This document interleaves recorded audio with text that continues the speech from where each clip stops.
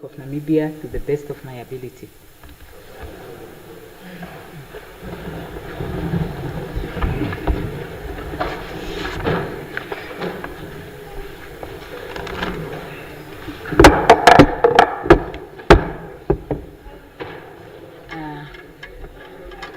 Any messages from the head of state?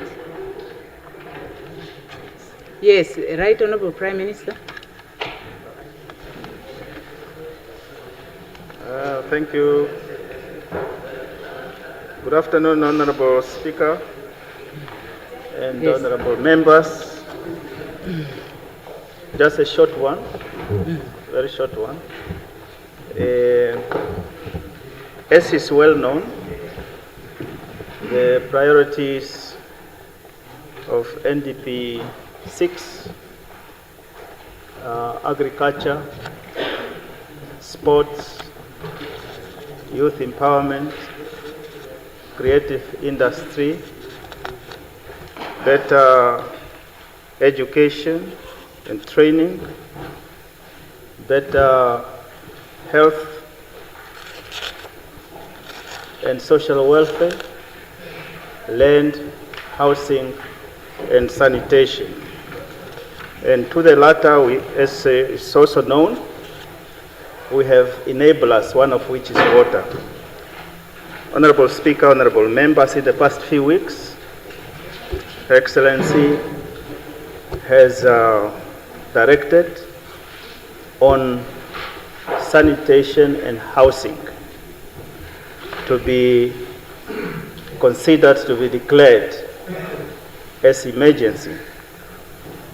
And we sought from the Attorney General a legal advice. And the Attorney General has advised that Disaster Risk Management Act 10 of 2012 can be invoked in order to declare housing and sanitation as emergency. The first meeting, thank you for the excitement. Thank you for the excitement. And a few weeks ago, the first meeting was convened, chaired by Secretary to Cabinet, on those specific topical issues. It was then also Honorable Speaker, in the consultation with various EDs of OMAS, it was felt that on the sanitation aspect, the resources currently available would be sufficient to address it. That is the sanitation aspect. And therefore, in informing this Honorable House, is to say that these two, housing and sanitation, they go together like Siamese twins. You cannot achieve one without the other. And therefore, the committee, the National Disaster Risk Management Committee, is seized with this matter and will then be, in the fullness of time, will come back to appraise Cabinet, not Cabinet, Parliament. Of course, Cabinet, then Parliament. So this is what we wanted to inform the August House in terms of the work that is currently underway and specific on those areas of the pillars that I have mentioned, Honorable Speaker. Thank you. Yes, thank you. Honorable Lizazi, are you? You are speaking to what the PM talked about. Yes, you have the floor. Okay, I'm now a little bit in a difficult situation, Right Honorable Prime Minister, maybe before Honorable Lizazi comes in, because I was struggling to understand whether this is a statement by the Prime Minister or it is a message from the head of state. Because if the Prime Minister as head of administration is making a statement to update Parliament on a new development in the government, it makes it easier because the members can now ask questions. So now, like when I give the floor to Honorable Dizazi, I'm not quite sure how to handle what Honorable Dizazi is going to do because, yeah, okay, but really, I think when I look at the detail, when I look at the detail of what the Prime Minister said, it could very well have been communicated through a ministerial statement by the Right Honorable Prime Minister, because now it makes it difficult for us to comprehend. For the members, when they have to explain to the people outside, I don't know also if there is a written copy, but maybe now, because this is the first time, I will exercise my flexibility and just listen to what Honorable Dizazi has to say. If he's asking a question, maybe Prime Minister would respond, but for the future, please let's reserve the messages to only messages that just the message from the President. Okay, Honorable Dizazi. Thank you very much, Honorable Speaker. You are doing so well. Thank you very much. It's just a suggestion that I wanted to put across to the Prime Minister with a good gesture that is it going to be advisable to invite the mover into the committee, because we usually see when a matter is now done in Parliament, it's finished, and then you refer to the committee. The mover is going to sit there. So in this matter, are you going to invite the mover, or you leave her outside? Who is the mover now? Of the matter? Honorable Aitota. Yeah. Are you okay, going thank to you. invite her or not? Yes, thank you. Right on. Okay, there is Honorable Kumbwa. Thank you, Honorable Speaker. I wanted just to get clarity whether we could pose questions to the Prime Minister after the information. That is what I wanted, because I was also confused. Yes. I think the Prime Minister said that he can receive answers, isn't it? Because of the nature of the issue. Can I go ahead? Yes, okay. Right Honorable Prime Minister, can we hear the question of Honorable Kumbwa? Right Honorable Prime Minister, I listened carefully on the move that housing and sanitation as being a crisis, so to be declared as emergency. Correct. Now, I have a question which is related to certain areas in our countries. There are many areas in our countries. These people have got plots in town, and these places are flooding every year. These people have no help. Town council failed. Are they also classified under that category, Honorable Prime Minister? Thank you. Yes, thank you. Honorable members, I want us to know that the PM said that he would come with an update at a later time. I know that maybe we opened the Pandora's box. Now we have 2 more people, but please let's note that the Prime Minister said he will also come, but I will give now an opportunity to Honorable Thomas and then to Honorable Venani. Thank you very much. Honorable Speaker, Honorable Right Prime Minister, good afternoon. I'm excited to hear the good news, but I'm a little bit worried, because when we are talking about housing, housing is go hand in hand with land. I think there are something like there was material on the land. Now, I don't know how are they going to be fixed together so that they can work together. If it's now after the material is have been raised, or now, because there are no land is available currently to be given, whether it's in a local authority or in a rural development. How is that one accurate? Thank you.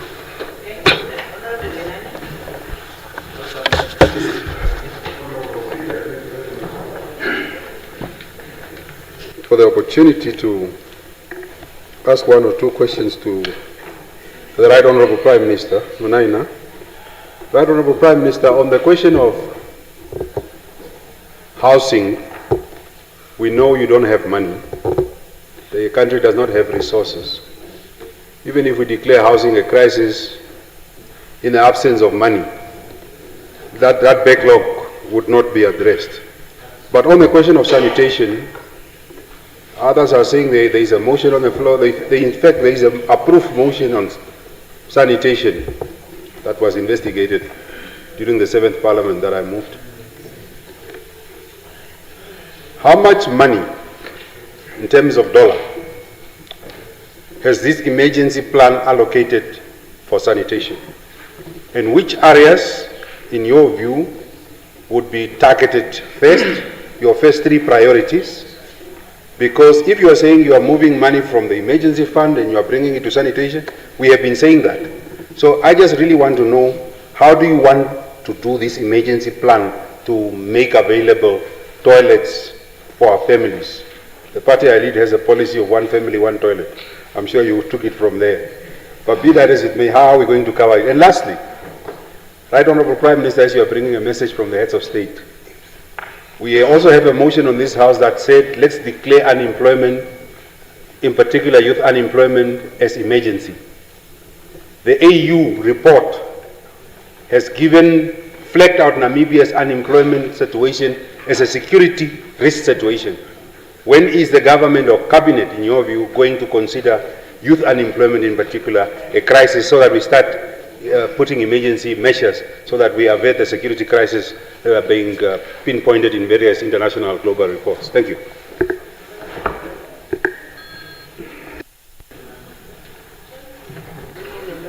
Thank you very much, Honorable Speaker. The second part of my question was just now touched on by Honorable Venani, but I want to, I would then want to ask, perhaps also in line with that, whether the housing issue is not easily resolved through employment creation. If people have decent jobs, they would themselves be able to afford their own houses. Has that nexus been built in your policy approach or not? The second issue deals with the rural housing. Is that also something that in your policy approach you would consider as a crisis that requires to be addressed? Or is rural housing is not factored into your policy approach? And if it is, how do you deal with the question of the artificial economic barriers that our people face in rural areas when accessing capital or finance in commercial transactions, from any of the banks using their properties in rural areas? Thank you. Yes, Honorable Nashinge. Yeah, thank you very much, Honorable Speaker. Good afternoon. Right Honorable Prime Minister, thank you for the update. It's a very serious commitment and undertaking. Hopefully, it is not just going to be another political rhetoric, but really delivering the commitment. My question really just on the issue of affordability and availability of land in places like Windhoek. Also on sanitation in Windhoek, where the ghettos have grown beyond comprehension. And those areas, Umboyaria to Dola, $10, and many others, are not serviced, they are not linked to the sewage system and all that. And really, with the way things are right now, is costly. What is the strategy there, or you are going to tell us later? I just really wanted to understand that. But also affordability. The government officials, or workers, for example, the police officers who are earning a little, they can only manage if they are married, they are able to afford the property. And also those that are working for the private sector, earning a little, but really the reality is something else. What is the thinking in order to make sure that everyone really benefit, everyone really enjoy life like everyone else? Thank you. Yes, Right Honorable Prime Minister. Thank you very much, honorable members. Thank you for your constructive questions and input. Again, there is no divergence of views in respect of the seriousness of those matters, whether it be youth unemployment, whether it is the artificial barrier that my brother there is speaking about in terms of rural housing, whether it is those who are oftentimes flooded, their houses are flooded, etc., whether it is the cost associated with housing, land, and so forth, there is no disagreement on that. So too, Walizazi, there's no disagreement on that. What we are saying here, Honorable Speaker, as I was narrating the priorities of NDP 6, the last part of, that is now the 7th, it says land, housing, and sanitation. And the priorities, or rather the enablers, of which there are 7, number 5 is water. In other words, you cannot address sanitation without water. And you can equally not have a house where there is no water, for instance. You can't build it without the presence of water. So what I was saying then in here, Honorable Speaker, Honorable Member, is to appraise you of what we have been doing and what we are busy doing. Now, it is clearly the concern of all of us that if we address it in the manner that you all have indicated, it is in the interest of both the youth, the elders, and so forth. But more specific then is my Mnaina has asked the specific amount. Many of those in the meeting, that is now the OMAS, the amount thus far indicated is 34 million. That's what they have indicated. And Minister of Finance is here. That was the amount, yes. So 34 million. Now that 34 million in respect of addressing the sanitation might not be perhaps sufficient, but it is a start. And I should say, Honorable Speaker, as someone who has been in that ministry for the longest, we have a strategy as government, sanitation strategy, which is being updated from next year or from this year onward. The intention of that is no different from what my brother here is saying. It should be, because sanitation is dignity, it should be that every human being must have access to sanitation. Now, to actualize sanitation means job creation.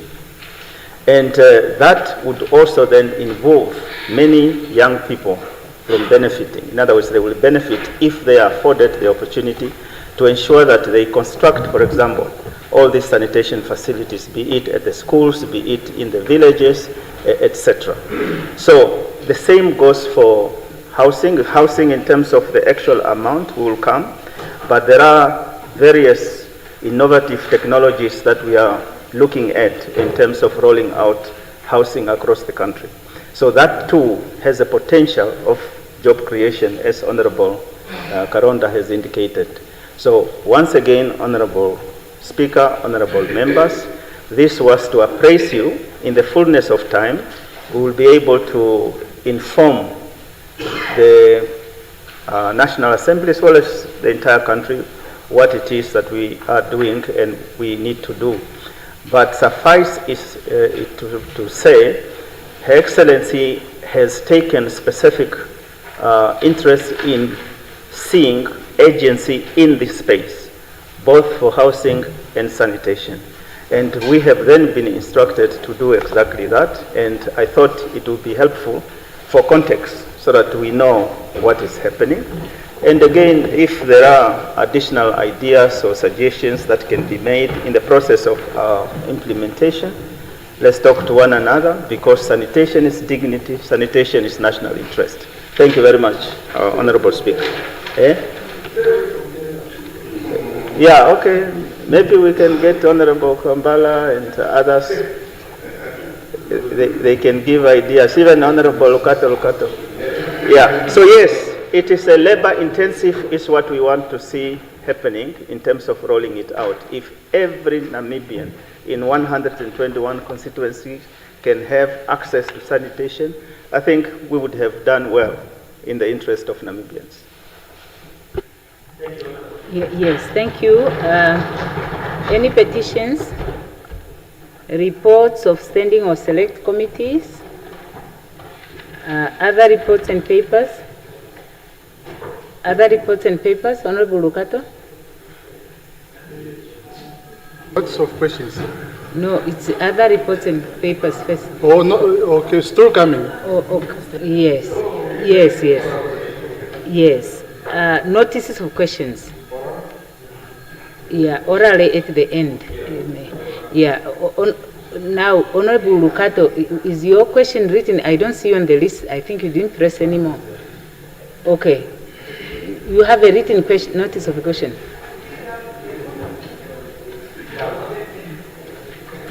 Okay. My relative sister, Honorable Speaker, Yes. members of Parliament, and leaders of various political parties. Good day and thank you for the platform. Today, Tuesday, 9 June 26, I hereby give notice that on Thursday, 18 June 2026, I shall ask the Minister of Finance, my relative sister, Honorable Erica B. Shafuda, the following questions. Honorable Minister, it's been observed with growing concern that many Namibians continue to lose money through fraud, crime. Criminals are reported cyber crime. Then you can silence now.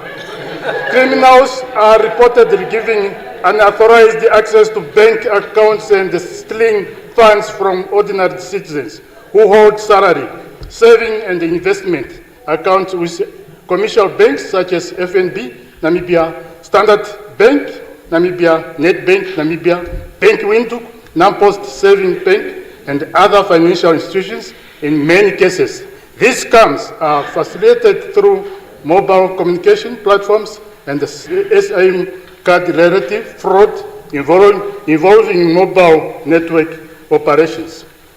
Honorable Speaker, first question, how many cases of bank account fraud and financial scam have been officially reported in Namibia during the five years term? What is the total amount of the money that has been lost by Namibians through such scams? 3, of the reported cases, how many victims have successfully recovered so far?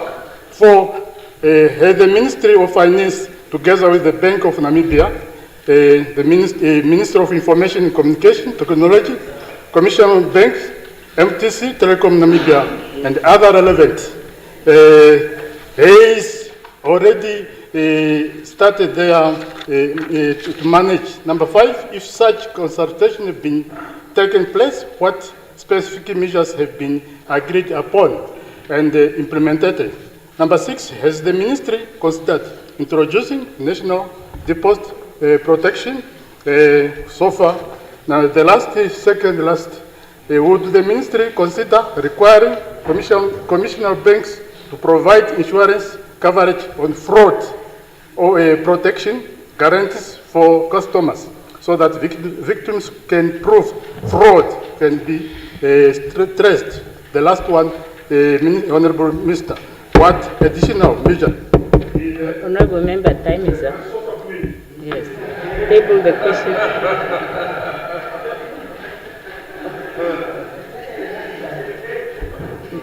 Yes. Honorable Fries. Honorable Speaker. Okay. Honorable Haikola. Okay. Yes, you may pose. Is that a question? Yes. Yes, please pose a question. So those who have oral questions, please put down and press again so that your name would appear at the bottom. Yes. In August 2016, the Ministry of Health and Social Services wrote a letter to the Namibian University of Science and Technology, NUST, regarding the establishment of a 4-year human nutrition degree program to train nutritionists as part of the country's commitment to address the shortage of nutrition professionals and the persistent burden of malnutrition. Between 2022 and 2025, the program has produced a total of 86 nutrition graduates, and more are being trained. Unfortunately, it's very hard for a nutritionist to secure a job in Namibia, as there are almost no nutritionist positions in the government and food industry. This has led to most nutrition graduates being unemployed for more than 4 years. Namibia faces a depletion of nutrition human resources. Currently, the ministry has a small nutrition section, the Food and Nutrition Subdivision, which employs about 3 program officers serving the entire Namibian population of 3 million. This affects the government's effort to restrain the high prevalence of nutrition-related problems such as childhood stunting, which is 29.5%, wasting 6.7%, underweight 18.9%, reported in 2024, low exclusive breastfeeding rates 48%, high food prices, food insecurity 26%, as well as non-communicable dietary diseases such as obesity, diabetes, hypertension, stroke, cancer, and many more. So against this background, notice is hereby given that on June 11, 2026, I shall ask the Honorable Minister of Health, Honorable Dr. Luvindao, the following. 1. Does the ministry intend to formally incorporate nutritionists into its staff establishment, and if so, when and where will they be deployed? Secondly, how many positions does the ministry plan to create? 3. In November 2025, the ministry advertised scholarships for dietetic studies abroad, a field closely related to nutrition, while locally trained nutritionists remain unemployed. What is the rationale behind this decision? The last question, most government-contracted hospital catering companies operate without nutrition professionals as part of their contractual staffing requirements, potentially compromising the nutritional care of patients. Now the question is, what specific regulatory action is the ministry taking to protect patients' care, especially for those requiring specialized diets for non-communicable diseases? I so submit. Yes, please table the questions. Yes, you may table the questions.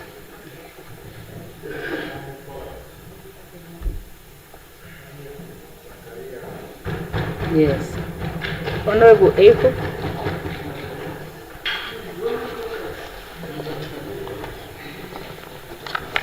Thank you so much, Honorable Speaker. I hereby give notice that on Thursday, 16 June 2026, I shall ask the Minister of Works and Transport, the famous Honorable Beko Nekundi, on the rumble strips on the Western Bypass, a failure of engineering governance and accountability. The recent installation of rumble strips on the Western Bypass has raised serious concerns among road users, engineers, transport professionals, and citizens who expect public infrastructure decisions to be based on sound engineering principles, professional judgment, and evidence-based decision-making rather than political directives from the Cartoon Network. From information available Honorable to Member, public, you don't have to do that, because when you do that, the rules say it's jargon. No, honorable members, it doesn't help you to speak in a chorus. It's jargon. That would not intimidate the presiding officer to succumb to that. Can I just finish saying what I'm saying? It's jargon. No, honorable members. Honorable members, the rules are saying when we ask questions, we should just query what we want to query, and we should not make any kind of insinuations of the kind that we are making. So honorable member. Thank you, Speaker. I withdraw. on a lighter note. Yes, so it was please, just jargon. when that question is going to be put on the order paper, it will not contain any of such things, and you will not use any more of those type of terminology my speaker. as you are posting It was that just question. meant to Otherwise, I will enhance. ask you to It reformulate was the meant to question. enhance, my leader. No. Jargon. Thank you. Yes. Thank you. From the information available to the public, this intervention appears to have been implemented following a directive from the Minister of Works and Transport. As a result of this directive, road users are now experiencing road accidents, increased travel times, traffic congestion, driver frustration, increased fuel consumption, increased vehicle operating cost, and reduced transport efficiency. If this is indeed the case, several fundamental questions arise. Is the Minister aware that the Western Bypass is a freeway designed and constructed as a high-capacity mobility corridor, which is designed to allow for safe and efficient movement of traffic with minimal interruption and reduced conflict points? If so, what traffic engineering analysis was conducted to determine that rumble strips are required? Number two, why were pedestrian bridges not considered and implemented?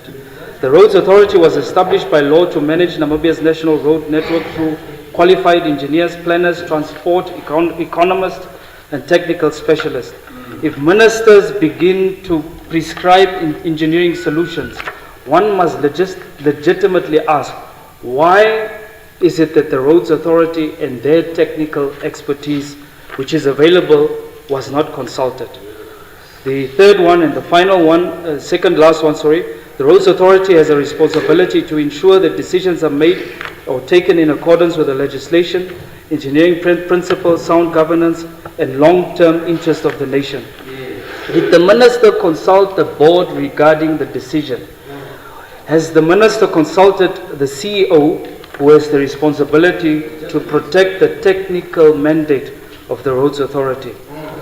Until detailed scientific evidence is presented, can the Honourable Minister give the exact date and time as to when the rumble strips will be removed from the Western Bypass?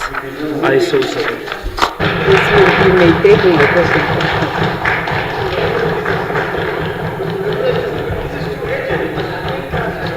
Okay. Yes. Oh. No. Honorable Mbundu. Honorable Mbundu. Thank you very much, Honorable Speaker. I hereby give notice that on Thursday, the 18th of June 2026, I shall ask the Minister of Works and Transport, Honorable Biko Nekundi, the following. Honorable Minister, I wish to direct the following question to the Honorable Minister of Works and Transport concerning a recently launched computerized learner's license text method and the digital payment system at NATES centers nationwide.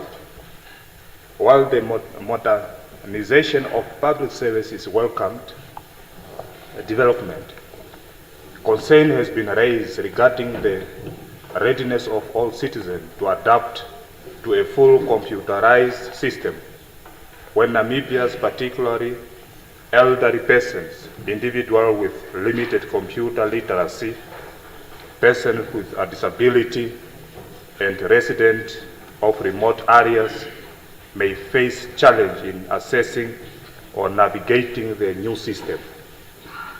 It is therefore important to ensure that the transition of digital services remains inclusive and does not disadvantage any segment of the population. I therefore ask the Honourable Minister the following.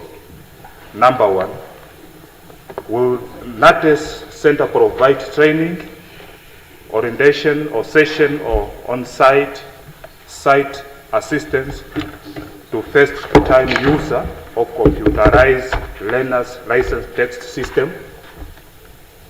Two, has the ministry established any exemptions or accommodations or alternative arrangement for elderly persons, persons with disability, and applicants from remote areas who may face difficulty using the new system?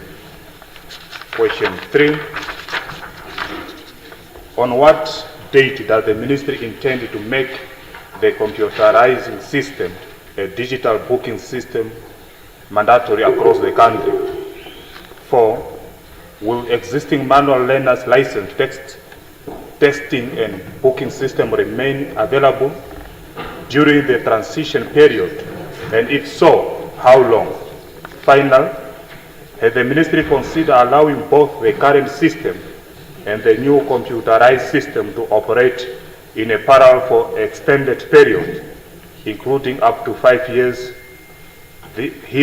thereby giving applicant a freedom to choose the method most suitable for their circumstances? I so submit. Please table the question. Yes, you can.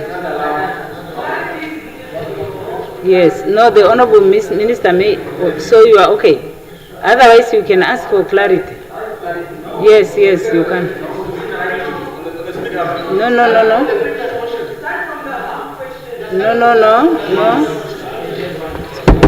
Please, let's not waste time. We have a long list of members.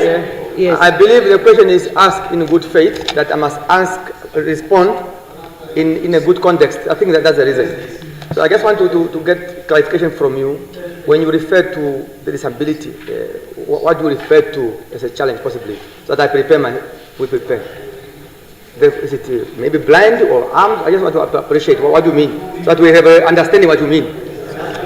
Yes, Honorable Muntu. Thank you very much, Honorable Speaker. I think the question was already put. You can just read through the questions.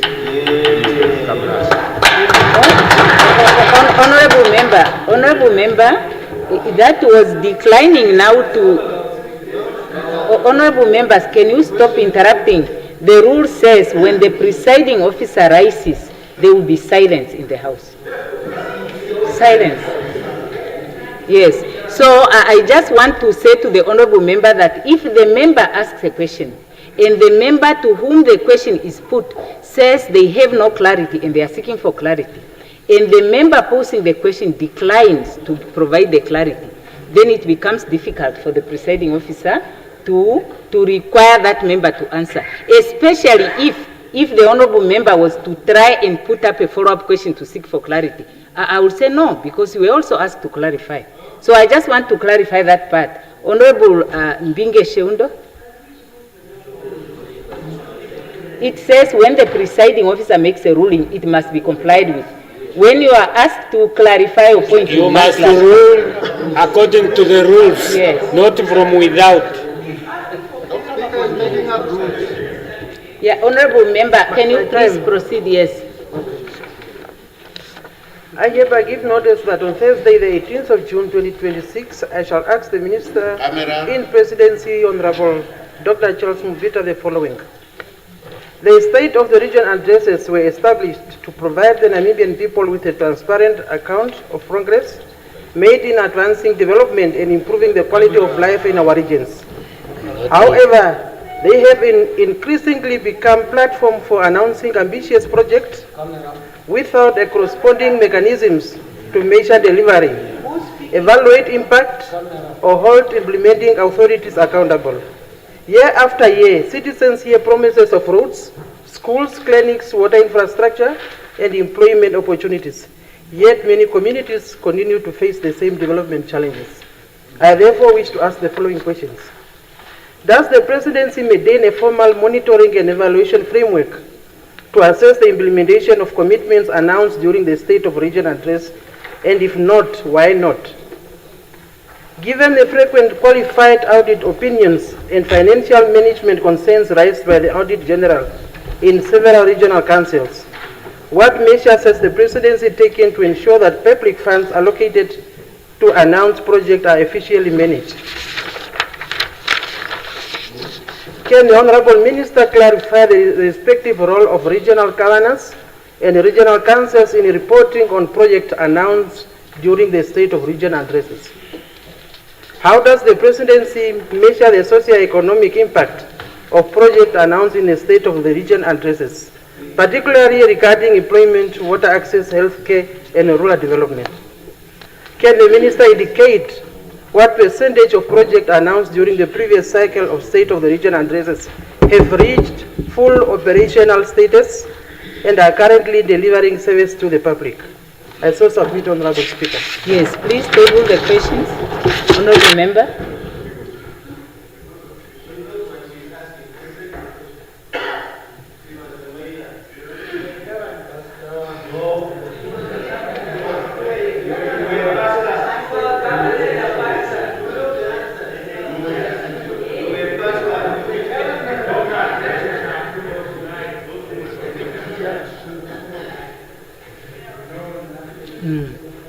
Yes, Honorable Thomas. Thank you, Women Caucus. Thank you very much. I already greet everybody. I give notice that on Tuesday, June 16, 2026, I shall ask the following question to the Honorable Dr. Steenkamp, Minister of Education, Innovation, Art, Sport and Culture. The public ran out of patience that many children at Okamwandi Combined School, Handisby, have been without school admission since January for grade 7 to 9, since last year and this year. Since they apply for a school admission, they were just told there is no space. Parents make many efforts, write letters, even to the ministry itself, via the SECET, but they are told there is no space at all. Parents view this as on a dangerous situation affect the school children. Therefore, I ask the following questions. Honorable Minister, are you aware of this big mistake? What could be the cause that prevent that there is no enough space at this particular school? Is the ministry aware that children remain home without school admission is against Article 20? Sub-Article 3 of the Constitution, which says that the children shall not be allowed to leave school until they have completed their primary education. What is the position of the ministry to encourage that the particular children are admitted at school? Last, who shall be held accountable for that great negligence? I so submit.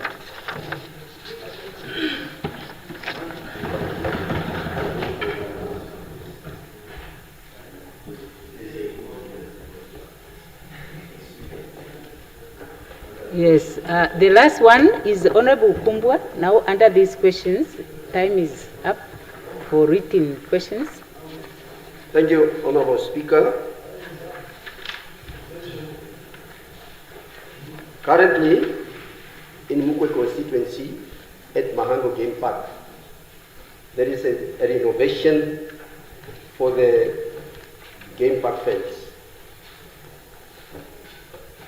I would recommend the government through the ministry to employ 40 local people to work on the project.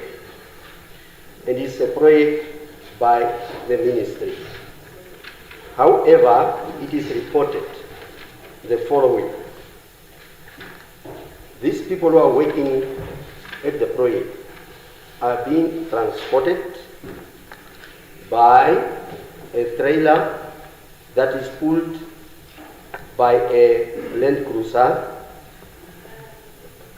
for 13 kilometers, 26 kilometers round trip on a sandy and dangerous dust road along the fence.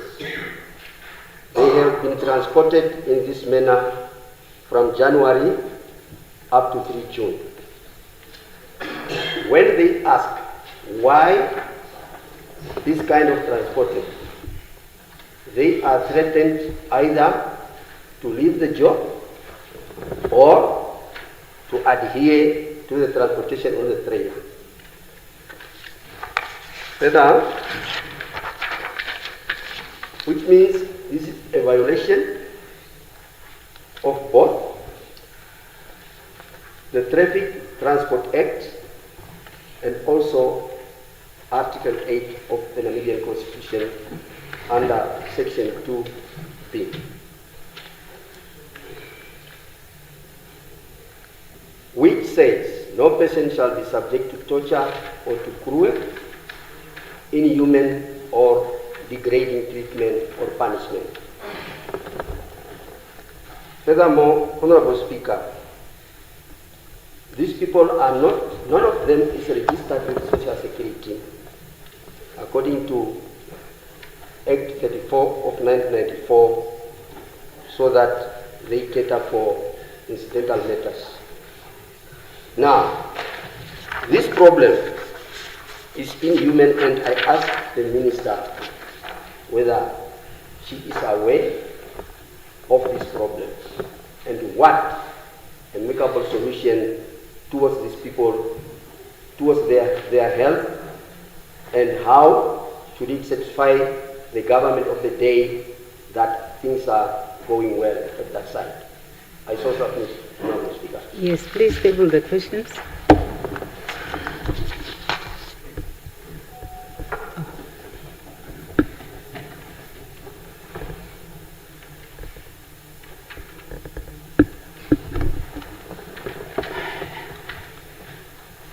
Yes, Honorable, I think the first one was Honorable Fries with questions, oral questions.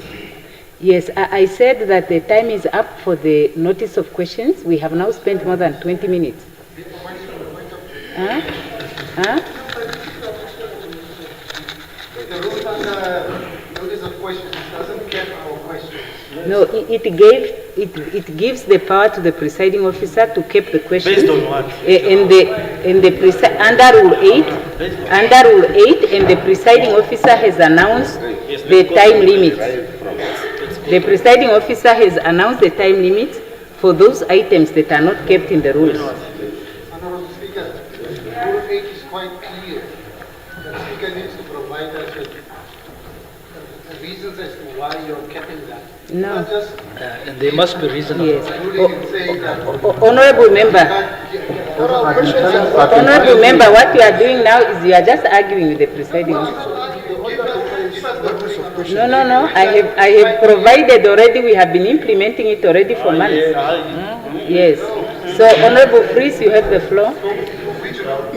Honorable Speaker, yes. I have Please an take your seat. urgent oral question to proceed. the Honorable Minister of Agriculture, Honorable Inge Samwani. Yes. Honorable Speaker, there is a member on the floor. Yeah, proceed, Honorable Fries. The Honorable member is out of line. Honorable Speaker,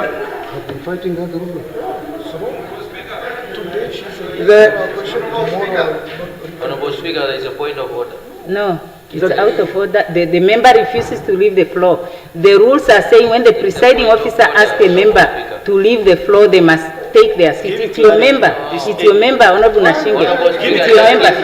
Now take a seat, Honorable member. Take your seat, Honorable. I will not, Honorable Ricardo, you have a duty under these rules to get your member to comply with the rules. No, he must sit down.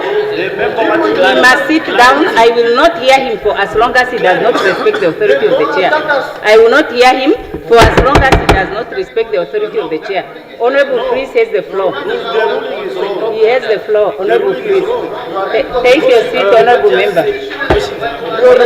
Take your seat. You will not pose that question against the ruling of the presiding officer. You are out of order, Honorable member. Today you want problems against Speaker. Honorable Speaker, my time is running. Yes, your time is running. You have the floor, please proceed. Because you are giving them precedence. Just proceed, ask your question. You must preside, not Honorable Speaker. You are the speaker. Honorable member, just proceed, Honorable member. Honorable member, you are out of order. Now the Secretariat, please force the Honorable Klute to appear before the Privileges Committee for that conduct. Yes. Speaker, That only is taken. he's the only one that get? Did you get that? Honorable Speaker. Honorable members, take your seat. To be fair, Take your seat. Take your seat. Take your seat. you cannot be biased as a speaker, Honorable Speaker. For what? That will never happen. Take your seat, Honorable. Honorable Karangura, your member is on the floor. You are disturbing him. No. Yeah, your member is on the As a floor. presiding speaker. No. You are out of order. Take your seat, Honorable member. Take your seat, Honorable You are member. taking it too far, Honorable. You are taking. You are out of order. You are out of order. If you are applying Not the time is up. The time is up for questions. The time is up. It is up. We are now on urgent oral questions. Time is up. Time is up. They will be no. It is up. Time is up. Time is up. It is up. It is up. Must apply all the rules. It is up. Yeah, Honorable Fries, you have the floor. Thank you, Honorable Speaker. I have an urgent oral question to the Honorable Minister of Agriculture, Honorable Inge Zamwani, with regard to the goat trading business that has come to an abrupt standstill.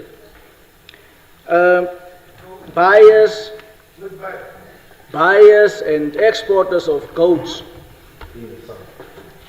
all over the country must draw blood of each goat that they bought and send the blood samples to Windhoek for the blood to be tested whether these animals are healthy before they could be exported. Now, I am told that the business has now come to a standstill for the last 4 weeks, and it will apparently cost another 4 weeks before the business can be restarted. Now, Honorable Minister, is it true that we don't have the medicines that the tests are being conducted with? And do we have enough personnel? What is the delay in testing the blood samples that are sent to the head office to be returned back to the buyers and the exporters? Because the moment that the animals cannot be exported, the prices drop to unprecedented levels now. At the moment, we are experiencing very low prices for the goats. So can the Honorable Minister please shed some light on this predicament? Thank you. Yes, Honorable Minister.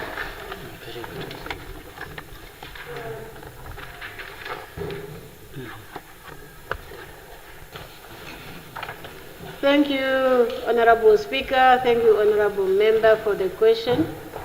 I am aware that there are some issues with regard to the Central Laboratory of DVS in Windhoek. I was not aware that the delays have created such a long waiting list for farmers. Allow me to come back after I have done some consultations with the relevant department and to come back to you with appropriate response. I think the nation deserves a full comprehensive report after I have done some investigation, which I'm not able to do now based on an oral urgent question. I so submit. Thank you very much, Speaker. Yes, thank you. Honorable Venani. Yes.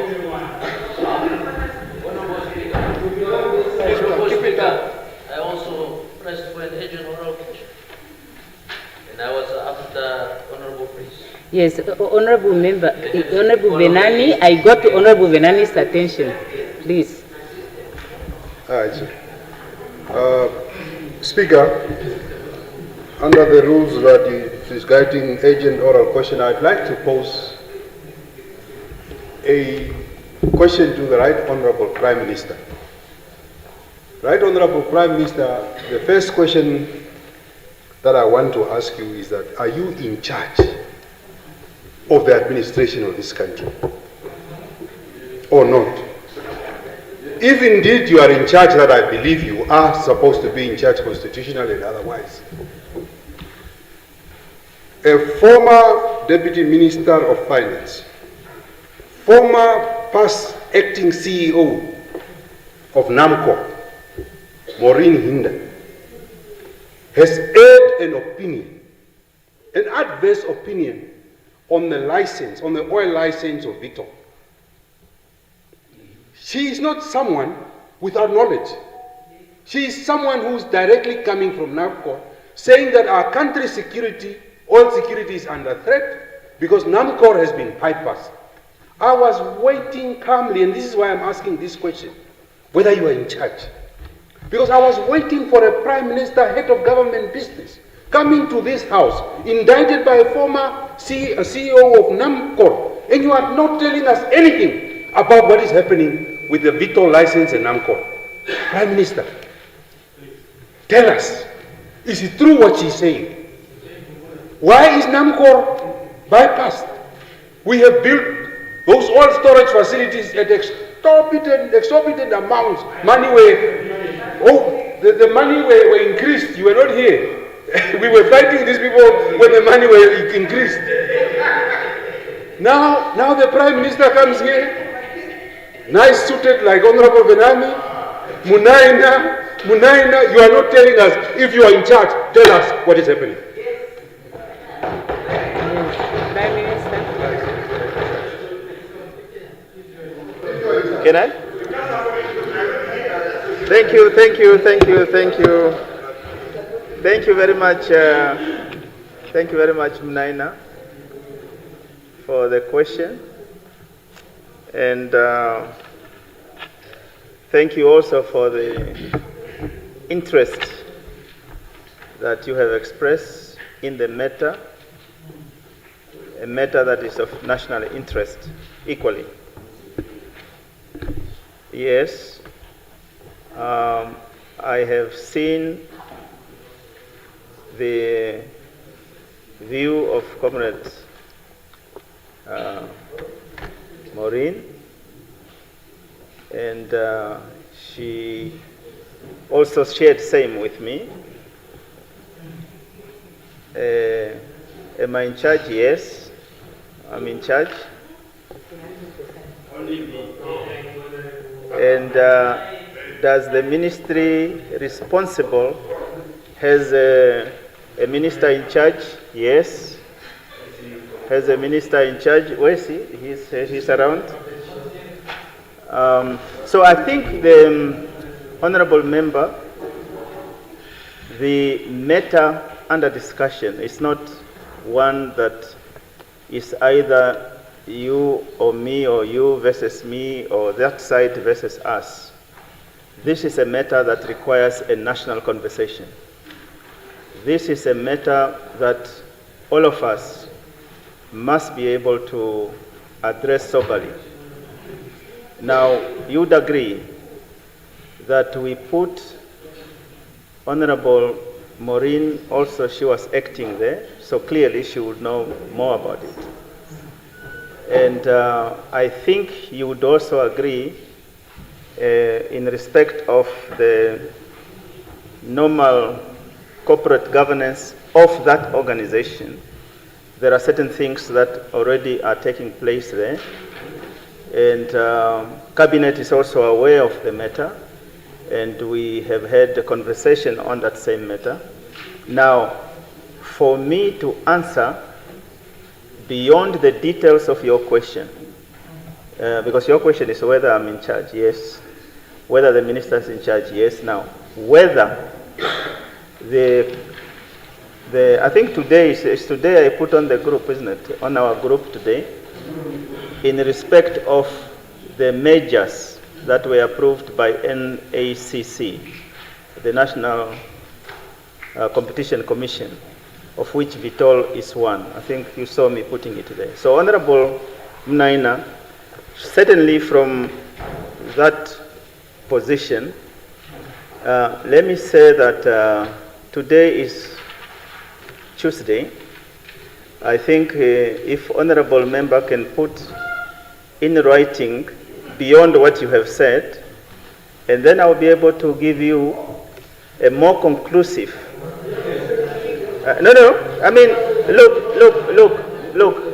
There is no discussion about the fact that fuel is a national security issue. There's no question about that.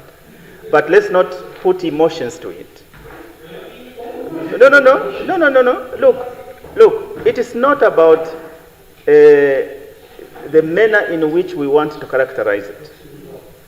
You see, if our qualms is with Vitol, then that is a qualm with Vitol, but our qualm should be security of supply and the affordability to the Namibian consumers. I think that would be our qualm. Now, yeah, but as far as what the honorable colleague has said, we cannot dispute that she possesses some knowledge of NAMCO. But I would really say, if there are other issues beyond this, just put it in writing so that we can respond. But be that as it may, if I can conclude, Honorable Speaker,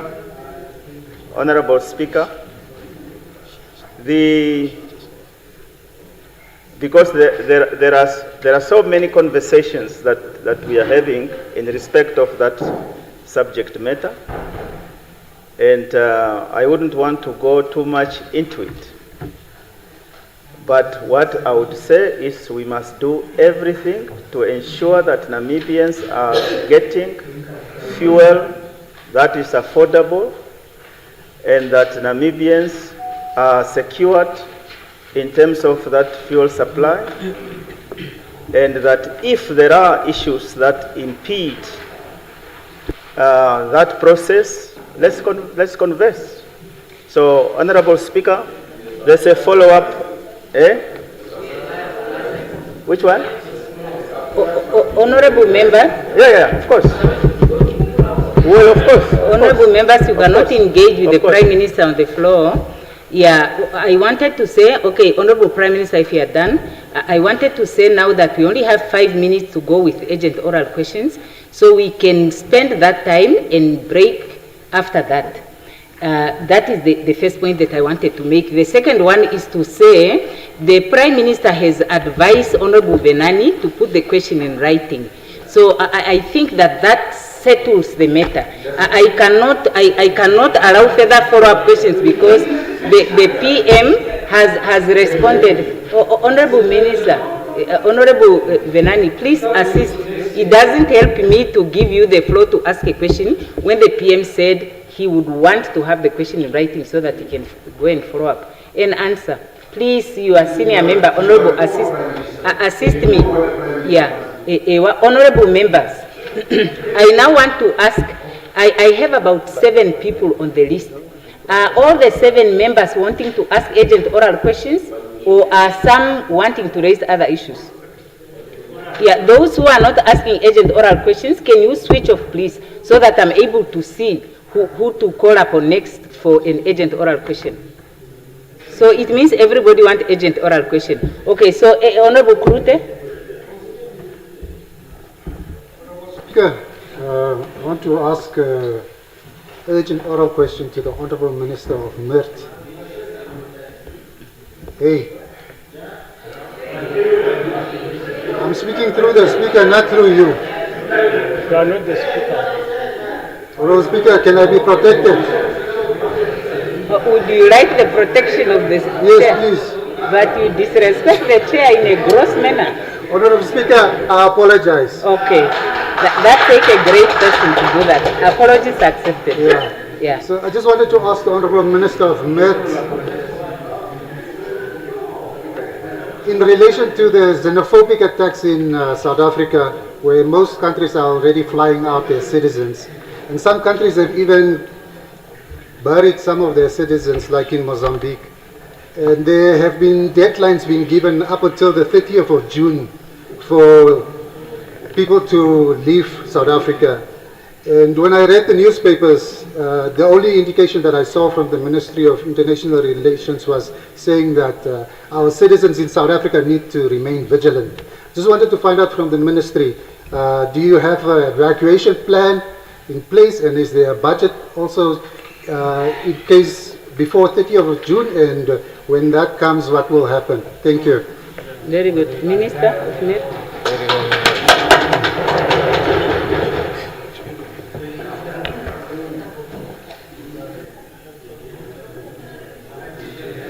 Thank you very much, Honorable Klute, for your question and for your concern to the Namibian citizens. When the unfortunate events happen in South Africa, I said when they happened, it doesn't mean that they've stopped happening. Don't give me an English lesson. I went to school. We did approach, no, I'm not emotional. I'm not. At my age, no. So I contacted our High Commissioner myself, as well as our Consul General in Cape Town. Because wherever we have Namibian nationals, they have organized themselves. They have associations and they have leaders. And the assurance we got was that none of their lives are in danger. So we continue to monitor. None of them are affected. Should the situation escalate to the level where we need to do more than monitoring, we will do so. However, at the moment, everybody is safe. Thank you. Very good, thank you. Now, with that, we have now only 1 minute. That's not enough to ask a question and answer. Honorable Brinkman, is yours so short? Otherwise, we can post it very quickly. 1 minute. We can make it short, Speaker. Yeah, please, go ahead. Okay. This is in light of the recent hantavirus outbreak. Currently, we know the 7th, a cruise ship docked in Walfish Bay. Another one is due to come on the 14th from South Africa. And South Africa was the one that was a safe haven to the infected people concerning hantavirus. I just want to know, from reliable sources, we understood that no screening whatsoever took place at the port for when the people came in. So what is the preparedness? Really the measures that the ministry is taking, actual measures, not things that we are hearing we will do. Because we know that nothing took place. And a cruise ship is coming on the 14th from South Africa. We want to know, can the public be assured whether we are ready for this, whether screening will take place? Thank you so much. Thank you. I give the minister 2 minutes, please, to respond.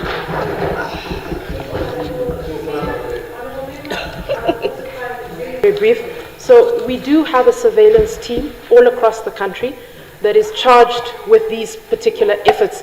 If it is indeed true that the necessary screening has not been taking place, we take that allegation very seriously and we will definitely follow through, because as the Honourable Member has stated, this must be happening and we have an entire directorate for that which has been doing so, but we will definitely take it up should these allegations prove to be true.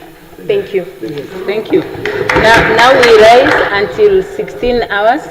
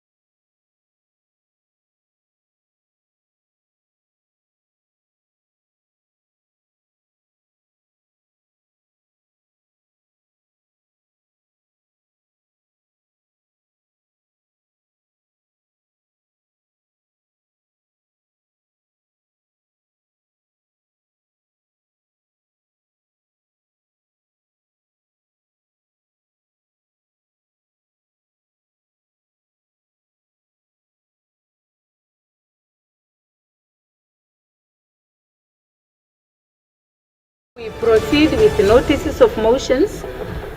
Notices of motions, Honorable Kandarudu.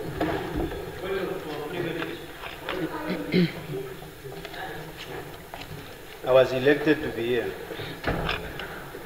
not for myself. Honorable Speaker, with due respect of your discretion as a Speaker of this House,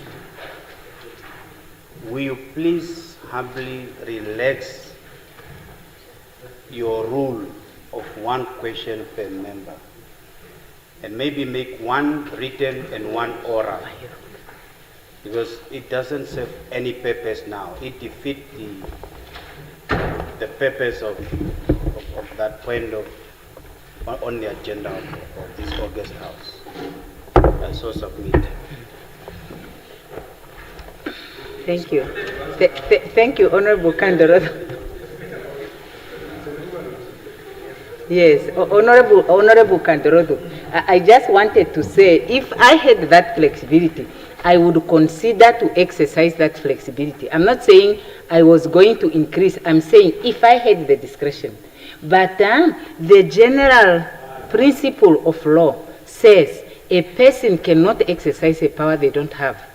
If you have a rule and the rule says each member may ask a question and must not take more than 3 minutes, and they have only one chance to ask a question, I cannot purport to have a right to allow people to ask more than once, because the rules do not allow me that. So okay, I have now answered that one.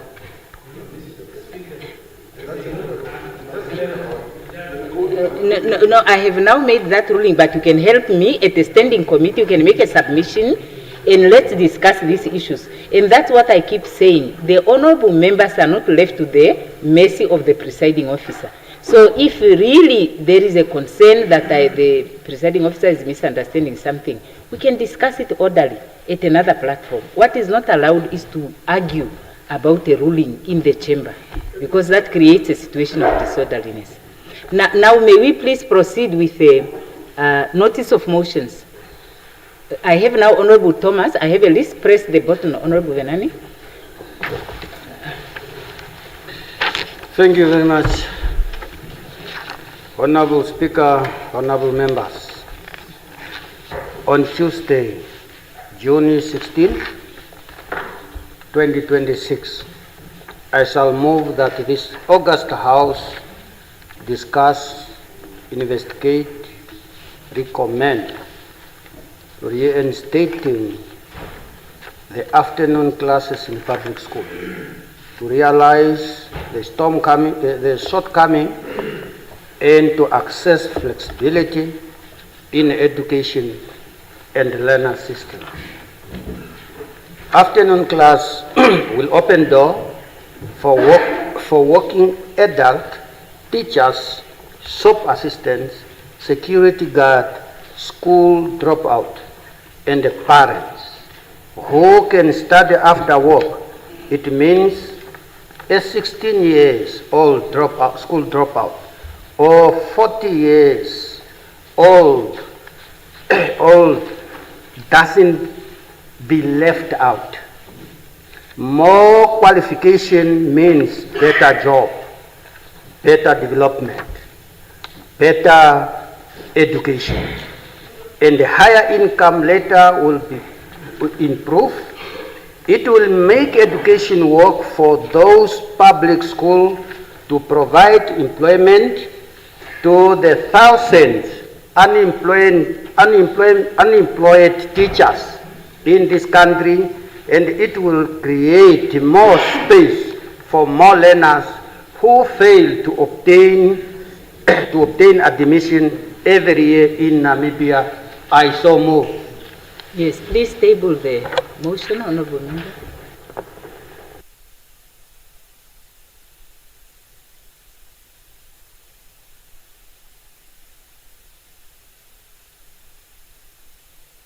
Venani.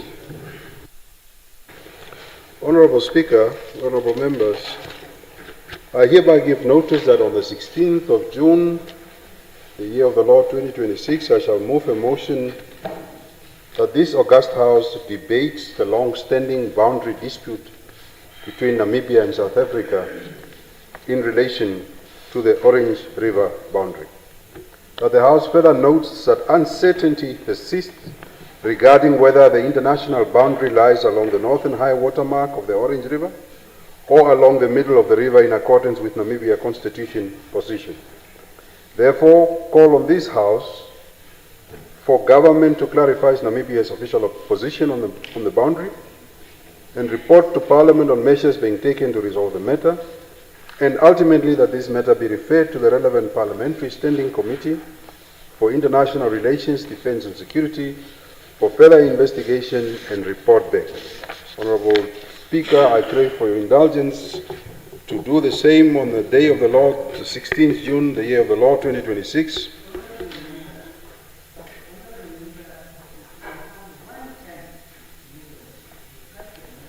Motions. That's what we agreed to discuss at the committee rules. Let's go and discuss it there. Now there is a ruling. We can't argue every day, honorable members. Yeah, let's make a submission there and maybe amend the rules. Yeah. Yes. Yes, honorable members. Then maybe if we agree amongst ourselves, if we want to increase to more than one question and more than one motion, maybe we can cap it to a certain number. But you can't require the speaker to do something which is not correct. Yes, Honorable Cooper. Honorable Speaker, I move without notice that leave of absence be granted to Honorable Justine Jonas for the period of 9th to the 11th of June 2026. I so move, Honorable Speaker. Yes, please table the motion, Honorable Member.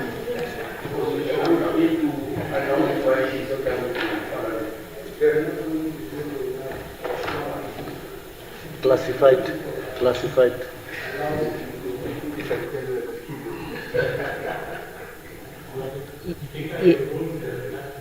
Yes, I have ruled and I have implored the chief whips to assist me because I can see that almost all the chief whips, most of them, not all, almost all of the chief whips actually approach this matter in that manner. And I have implored you to assist me to achieve the objective of the rule. But I'm not receiving support from the chief whips. Maybe we should discuss that issue also another day. Yeah. But I agree with the principle. Honorable Lukato. Honorable Speaker, Members of Parliament, today, Tuesday, 9 June 2026, I hereby give note that on Tuesday, 16 June 2026, I shall move that this August House discuss and agrees to table the motion to establish the Commission of Inquiry to assess all unemployed Namibians with academic qualifications for employment in accordance with the Labour Employment Commission. I so move, Honourable Speaker. Yes, Honourable Member, you may table the motion. Maybe we will understand when you motivate it.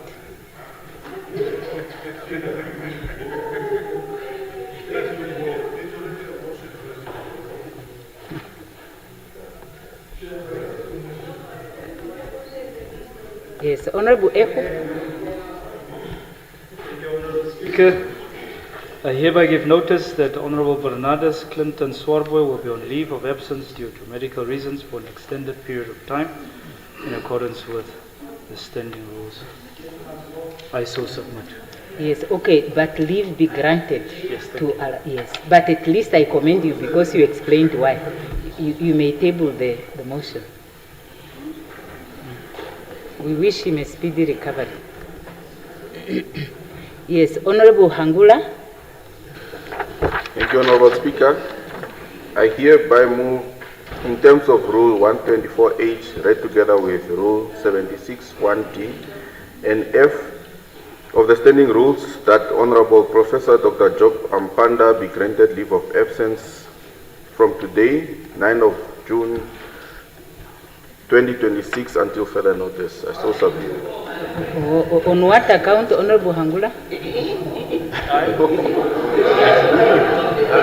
Yes, okay. So now, Honorable, you can't, no, I'm not saying you should not table. I'm just saying really that approach of you pointing to the other person when your own conduct is not necessarily exemplary. If others are to point to you when I make a ruling, I don't know what becomes of this. Are you signing it or why are you going back to the seat? No, I'm just saying it that I'm just saying you are out of order to point to Honorable Cooper when I ask you to explain on what account. So you have to provide information to on what account, Honorable Member. Yeah. What is in there? Secretary, can you read it? What is in there?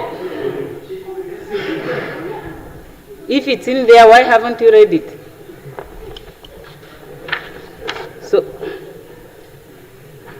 So it is not in there. Honorable Member, you are defying the ruling of the presiding officer. Okay, take it, Secretary.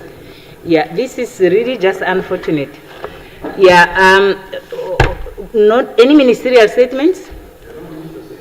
Yes, Minister of Education.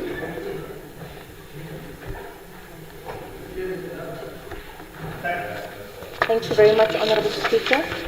Honorable members of this August House, I rise to provide an update to this August House regarding the implementation of the Subsidized Tertiary Education Funding STEF, the model, and the progress made in addressing concerns affecting our students.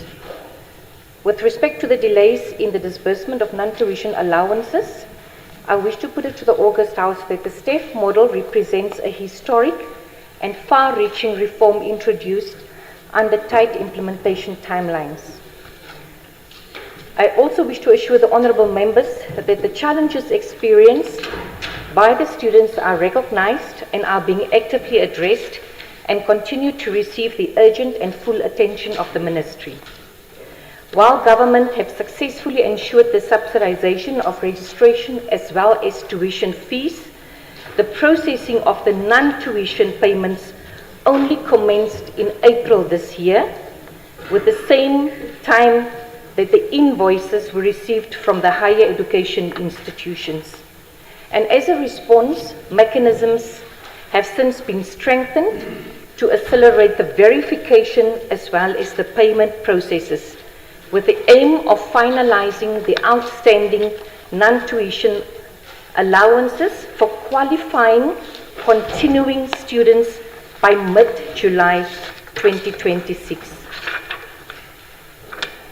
At the commencement of the academic year, government effected an advance payment of 156 million to institutions of higher learning as well as TVET centres. This intervention ensured that new students were able to register without upfront financial barriers, while also supporting institutional operational requirements during the initial phase of implementation. An additional amount of 122 million has then also been disbursed towards tuition and registration related costs, while a further 30 million has been paid in respect of non-tuition fee support, benefiting approximately 6,436 students. Furthermore, an amount of 3 million was settled in respect of outstanding obligations from the previous academic year. It's also important to emphasize that government continues to extend budgeted financial assistance to eligible Namibian students studying outside the country, including within the Southern African Development Community, SADC region, and at international institutions, in accordance, and I wish to underline, with the provisions and eligibility criteria of the STEF model. This includes supporting students pursuing studies in critical fields such as medicine, engineering, and other priority disciplines, provided that the institutions and these programs are indeed accredited and it has been verified. Honourable Speaker, honourable members, the Ministry acknowledges the frustrations and the inconvenience experienced by our students and sincerely regrets any anxiety that have been caused. I wish to reassure this House and the student communities that the teams in the Department of Namibia Students Financial Assistance Fund, NSFAF, are working tirelessly to expedite all outstanding payments. In order to address these challenges, extensive engagements have been held, first and foremost, with higher education institutions, as well as the TVET centers, including also student representative leadership structures, to ensure that no student is unfairly disadvantaged during this period. Institutions have been requested to allow students continued access to classes, examination, and the release of academic results while payment processes are being finalized. Furthermore, government has advanced an additional 247 million to NSFAF to support the accelerated processing of student payments, with disbursements expected to commence this week. Esteemed Honourable Speaker, Honourable Members, with regard to human resource and institutional capacity constraints arising from the reintegration of NSFAF into the Ministry, several interventions have been implemented to strengthen the operational efficiency as well as to ensure seamless fund processing. We are not operating a perfect system, but we have made arrangements for the redeployment of personnel within NSFAF, the approval of an additional 25 staff members to support the operations, and the strengthening of internal verification and the payment teams, as well as enhanced coordination with the institutions and the stakeholders. Further administrative and technical support measures are also being considered to improve turnaround time and service delivery. The Ministry remains committed to building a responsive, efficient, and sustainable student funding administrative system that will truly meet the expectations of the Namibian people. Honourable Speaker, esteemed honourable members, in conclusion, I reaffirm government's unwavering commitment to the full realization of the noble intention of Her Excellency, the President's Directive on Subsidized Tertiary Education. Our collective focus remains on safeguarding the academic progress, the dignity, and the future of every Namibian student. I thank you. Yes, thank you. I so submit. Okay, thank you. Any reports from the Committee of the Whole Assembly in consequential proceeding? Huh? Yeah, no, there was nothing registered on my terminal. Honorable Haikola now has the floor. Thank you very much, Honorable Minister, for the update, and also for the Ministry to acknowledge the students and the parents' situation, because they were quite upset, all of us. Honorable Minister, in your statement, I didn't hear anyway UNAM readiness students. In this UNAM readiness, the readiness program that started. So these students were promised that their fees would be catered for before they even enrolled, and we have raised it here last year towards even the end. I just want to understand, when I also, before I ask this question, I have met some of them 3 weeks ago, and many of them are still saying their fees are not being paid. I just want to ask, Honorable Minister, how is the ministry going to intervene with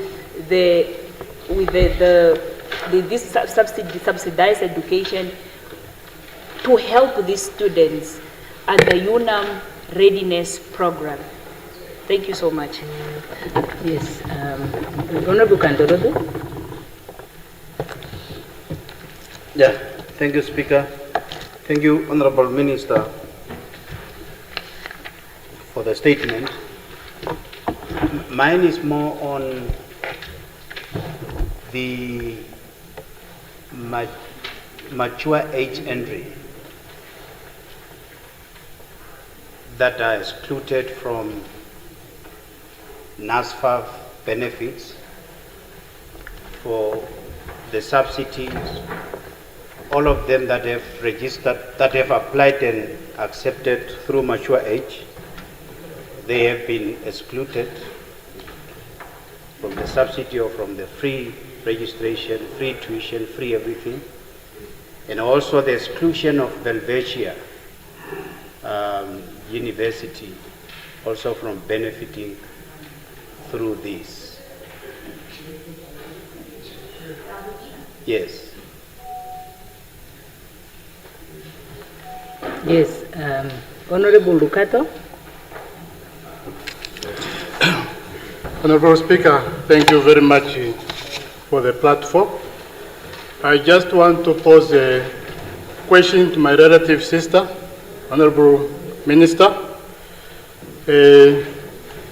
I am the advocate of free education for the past years.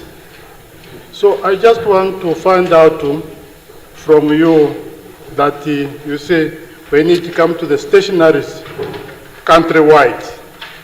Do you, according to implementation, are you going to implement that stationaries, you have a stationary here in Windhoek, where the capital city, you are going to have also stationaries in the regional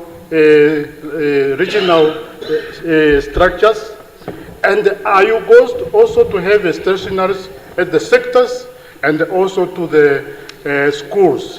That is my question, Honorable Minister. I thank you. Yes, I so submit, Honorable Speaker. Yes, Honorable Nashinge. Thank you very much. Mine is quick, Honorable Minister. You are saying institutions should allow students to write examination, yes, but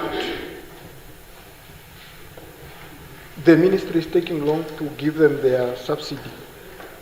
So how do we deal with that? Because they must also have their business running, pay their workers and so on. So how do we deal with the challenge that is facing them while we are also addressing? Because last year you made a commitment here that you are more than ready, and now here we are. The other one is that students, for example, at NAS, they are writing in those wedding white tents. What are the preparations for the next academic year? Or are we still going to have our children writing in white tents next year once more because of the pressure that this decision, this subsidized initiative has brought? And obviously, if the kids perform well next year, it is even going to be worse. Are we going to see children writing exams from home, from the libraries, hospitals, and the hotels around? Or what is the plan? Thank you very much. Yes, Honorable Antenya. Thank you very much, Honorable Speaker, and thank you for the update, Honorable Minister. Really considering that we have really prioritized youth development and education. However, my question is, what are the long-term reforms that are being pursued to make sure that we modernize NASFAF? For instance, having a digital system that link NASFAF to training institutions so that we do not have such delays in the future in order for us really to restore confidence among students and parents. That is my question on modernizing NASFAF, more especially digital systems, so that they are interlinked with the training institutions so that the processing of these financials can take place timely. Thank you. Thank you, Honorable Lutuhezi. Thank you, Honorable Speaker. Honorable Minister, as we are aware, we are all waiting for this statement. Many students from disadvantaged families have already suffered enough stress and anxiety of being chased away from their rooms. This is the 6th month. Most have moved away from the places that they've been staying. Most of them have missed classes because they could not afford transport to go to schools. And most of them are going to fail. And I want you to assure the nation that that next year you'll be prepared enough that this shouldn't happen, because a lot of futures are going to be ruined. Those ones who are going to fail now, how are they going to come back? Because as we can see, it's not their fault. They couldn't get to classes enough because there was no transport. They did not have accommodation because of these delays. I so submit. Yes, thank you, Honorable Minister. Very much, Honorable Speaker and Honorable Members. I truly value the inputs that have been provided. In terms of the UNAM Readiness Students, the program, in the beginning of the year, we shared eligibility criteria. So this is one issue that I will go back to, and equally the issue of mature age. Mature age has been discussed extensively, and the NSFAF teams were requested to go back and revisit some of the decisions that we made. I will come back to the House on the issue of UNAM Readiness Program, as well as the motivations for mature age, specifically in public institutions, should it be granted. The issue of Welwitschia being excluded, I think I wish to inform the Honourable Member that that is certainly not the case. In fact, we have evidence of the invoices that we have already paid Welwitschia for, that they have submitted to us. But please, on a one-on-one, I don't mind to take it up if there's other contrary evidence that can be provided to me. The Honourable Lucato, on the issues of stationaries, if I may please skip this one for next time, because I think this is more linked to basic education, and I can always come back with a stationary update. The processes that have been followed. Honourable Members, it's important for us to realize we are working with thousands of students. There are two groups of students. The first group is they are continuing students. The second group are new students. For the first time in the history of NSFAF, we extended the registration period to make it more eligible for more than 6,000, for example, just one institution of students who did not register or apply to NSFAF. We said we open up the registration period so that everyone has a chance to still apply for non-tuition. We cannot shy away from the fact that verification of identity documents are crucial. We find a lot of mistakes that are being done with identity documents being submitted. The registration documents, there's so many issues that must be verified. I can give you the absolute assurance that we are doing everything within our powers. The amounts that I've mentioned, the latest amount that we transferred, in addition to what we've already advanced, the 156 million that was advanced in the beginning of the year to all institutions, it was advanced without invoices. Then you have a 122 million based on some of the invoices submitted in April. We have 30 million that was also given and a 3 million for outstanding invoices. And we have just released 247 million. Honestly, I think we need to be realistic that yes, verification takes time. At the moment, and with the staff members and the structure that we have at NSFAF, we are in agreement that we have to work with the Office of the Prime Minister to expand, because clearly 13 chief administrative officers to work on awards, that is insufficient. 10 accountants are insufficient to deal with the magnitude of what we are now having, additional students that we are making provision for. So I'm really pleading for time and to allow us. On the last question, yes, we are looking at an integrated data system. We are working on that. It takes time. There's one major challenge. And that challenge is that the universities The institutions, many of them have different systems. They have different systems that they are using. That was one of the main obstacles why we couldn't automate as a matter of urgency. Secondly, we are now working with Home Affairs, with the Ministry of Home Affairs, to see how we can link up with their system to help us with the verification of the identity documents. Because what delay us with a particular student is when a student gives a wrong ID or wrong information and you have to send back manually an email to say the information you submitted to us is not tallying with the records that we have, or with the records of the university. So verification and validation are crucial. But I can assure you that we are working on a system long-term to reform and to ensure that we have an automated system that will work. But for now, we really thank everyone for ensuring, and we do not want any student to drop out, but everything has to be verified. And only in April did we receive the invoices from the institutions, because they were also busy with registrations until end of March. I so submit. Yes, thank you, Honorable Minister. Honorable members, it's now 4:45, and we have not touched the order of the day. Yeah, that is how concerning it is. It cannot possibly be right that we conduct the affairs of the House that way. Now, having said that, reports from the Committee of the Whole Assembly and consequential proceedings. Now the Secretary will read the orders of the day. The first order of the day.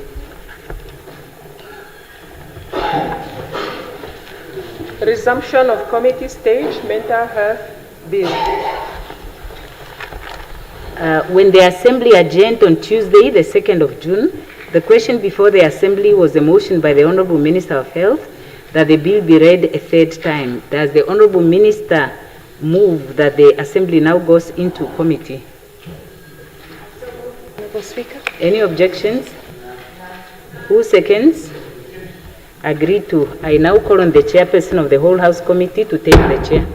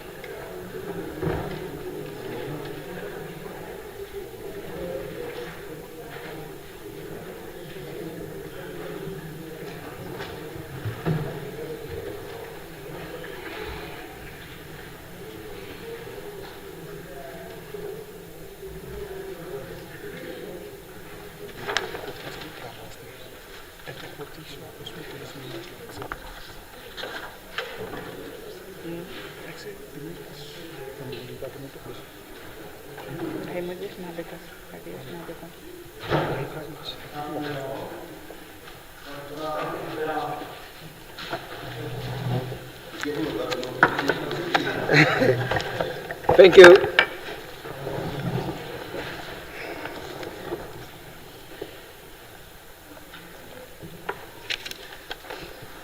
When the whole House Committee was called to order, the committee has to consider the Mental Health Bill, which is Bill 8 of the year 2025. When progress was reported on Thursday, the 30th of April 2026, clauses 2 to 19 has been disposed of. Clauses 21 to 22, clauses 25 to 28, clauses 30 to 65, clauses 67 to 75, and clauses 78, 79, and 81, together with the schedule and the title, were put to and agreed to. However, clause 20, 23, 24, 29, 66, 76, 77, and 80 stood over for amendments by the Minister in response to proposals made by the honorable members of the House. Therefore, I put clause 20. I'll come.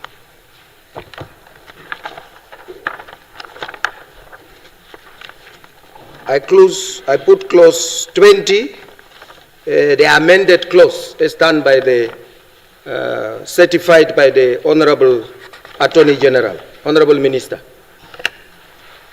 Thank you, Honorable Deputy Chair of the Whole House Committee. In the bill, substitute clause number 20 with the following clause. Deputy Chairperson of the House Committee, may I clarify that I have to read the entire amendment? No.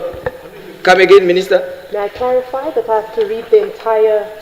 No, now we are dealing with amendments. Yes.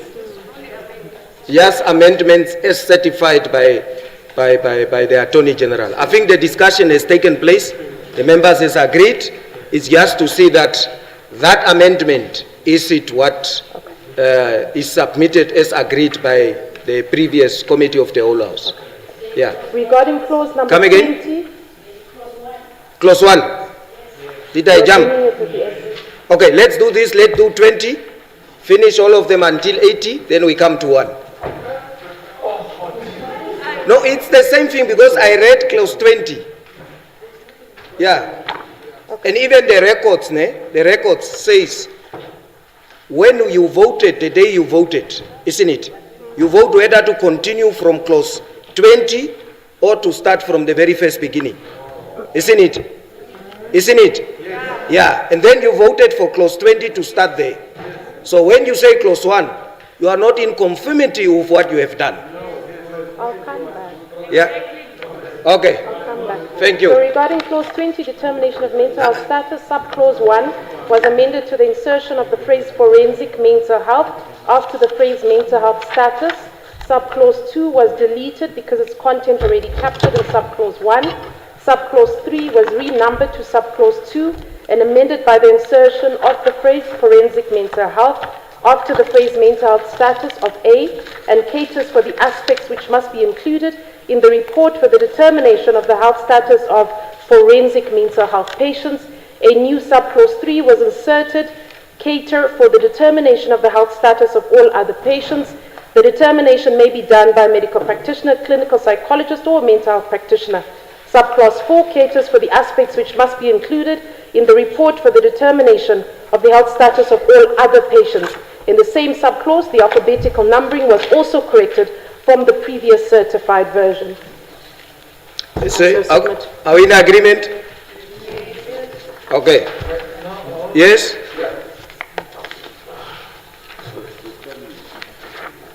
George Kambala, sorry, Honorable George Kambala.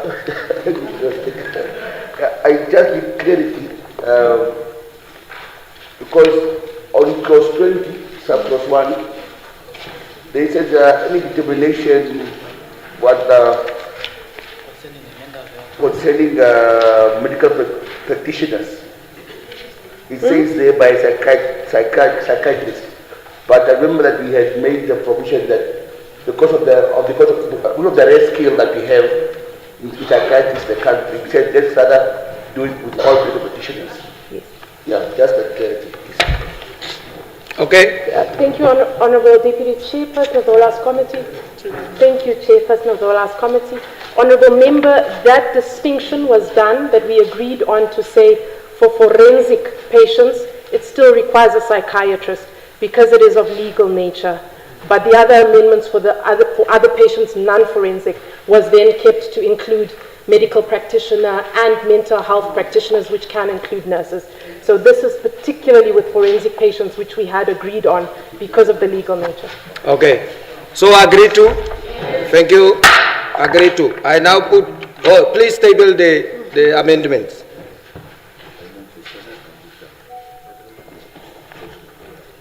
Okay. I now put, that's my paper. Clause 23.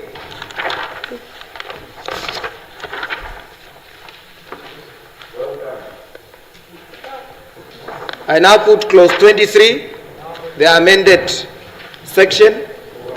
Regarding clause 23, assisted mental health care, that subclause 6 is amended by the substitution of the phrase 2 psychiatrists for the phrase a medical practitioner and mental health practitioner. Additionally, the phrase within 72 hours after receipt of the application after a medical practitioner and mental health practitioner was erroneously omitted from the previous certified version. This has now been added. Subclause 7 is amended by the substitution of the phrase psychiatrists for the phrase medical practitioner and mental health practitioner. Sub-clause 8 is amended by the substitution of the phrase psychiatrist for medical practitioner. Sub-clause 9 is amended by the substitution of the phrase to psychiatrist for the phrase a medical practitioner and mental health practitioner, and by the substitution of the phrase psychiatrist for the phrase a medical practitioner. Sub-clause 10 is amended by the substitution of the phrase psychiatrist for the phrase medical practitioner. Sub-clause 11 is amended by the substitution of the phrase to of the psychiatrist for the phrase medical practitioner or mental health practitioner. Sub-clause 12 is amended by the substitution of the phrase to psychiatrist for the phrase the medical practitioner and mental health practitioner. I so submit. Thank you. Please table the amendment.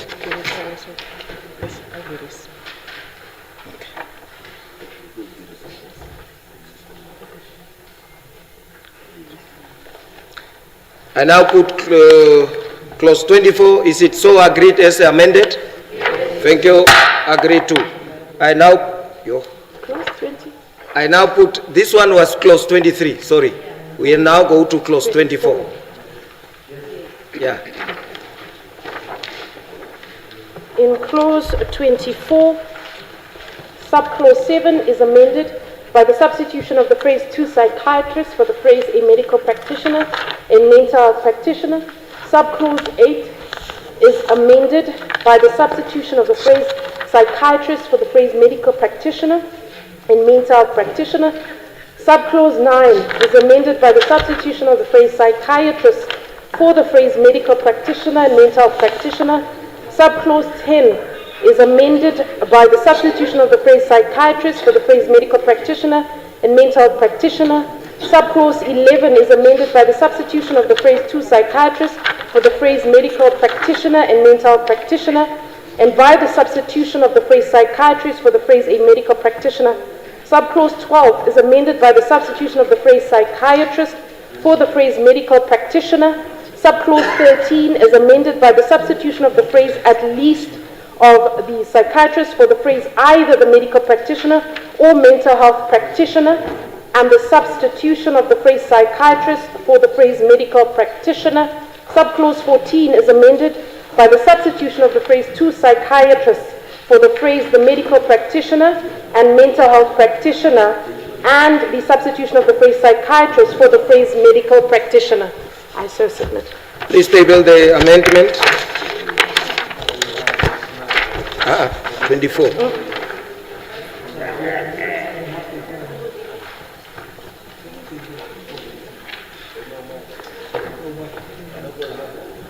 Yeah, I now put clause 24. Is it agreed to? Okay, thank you. I now put clause 29. Clause 29, establishment and constitution of review boards. Subclause 1 is amended by the substitution of the word must for the word may. The minister must is changed to the minister may. So subclause 4 is amended in paragraph A and B by the substitution of the phrase correctional services for the phrase safety and security. I so submit. Okay, please table the amendment.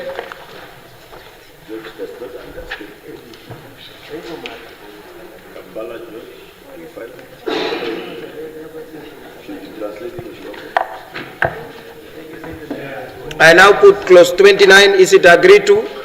Yes, thank you. I now put clause 66.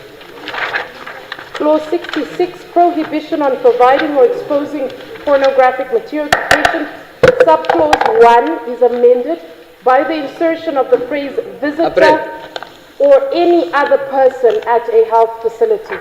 I so submit. Okay. Please table the amendment.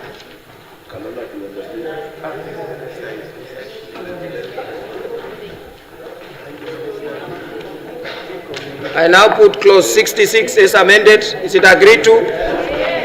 Okay. I now put clause 76.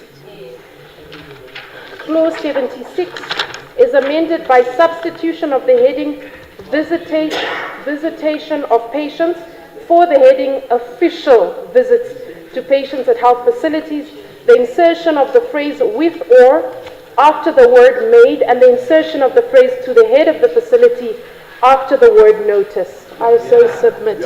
Please table the amendment. Say, Doctor. What the name is then? 76. I now put 76 as amended. Agree to? Thank you. I now put clause 77. Clause 77, subclause 1 is amended by the deletion of the phrase establishment. Yeah. Establishment and. So subclause 1, I repeat, is amended by the deletion of the phrase establishment and. Yeah. Please table the amendment.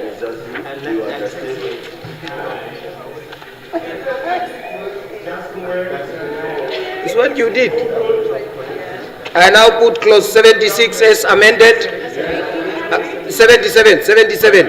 Agree to? 77. Thank you. I now put clause 80. Subclause 1 is amended in paragraph B by the deletion of the phrase in terms of this act. I so submit. I so submit. Thank you. Please table the motion. Table the amendment. Things are. You must get a raise. Okay.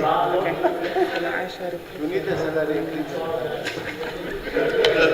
Honorable members, thank you for your cooperation. I shall report the bill with amendment. No, you see. Okay. Okay. Honorable Minister, clause 1. Clause 1, insert the following definition. According to the World Health Organization, after the definition of Medicines and Related Substance Control Act, mental health means a state of mental well-being that enables a person to cope with the stresses of life, realize their abilities, learn well, work well, and contribute to their community. Thank you. Please table the amendment. Do you understand, George? George? Should we translate it or should we? Thank you. I now put clause 1 as amended. Agree to? Okay. I shall therefore report the bill with amendments.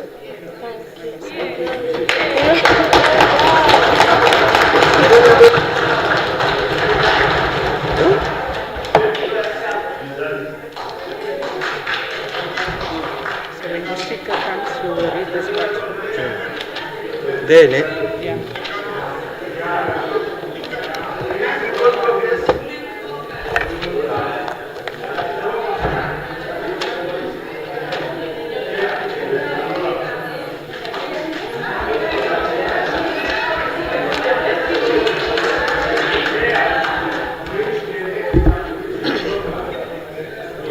Honorable Speaker, on behalf of the members, as chairperson of the Committee of the Whole House, the committee has gone through the Mental Health Bill, which is Bill 8 of the year 2025, and has agreed to it with amendments.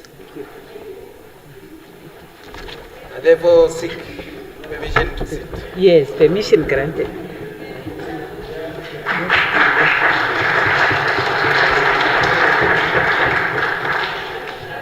Okay.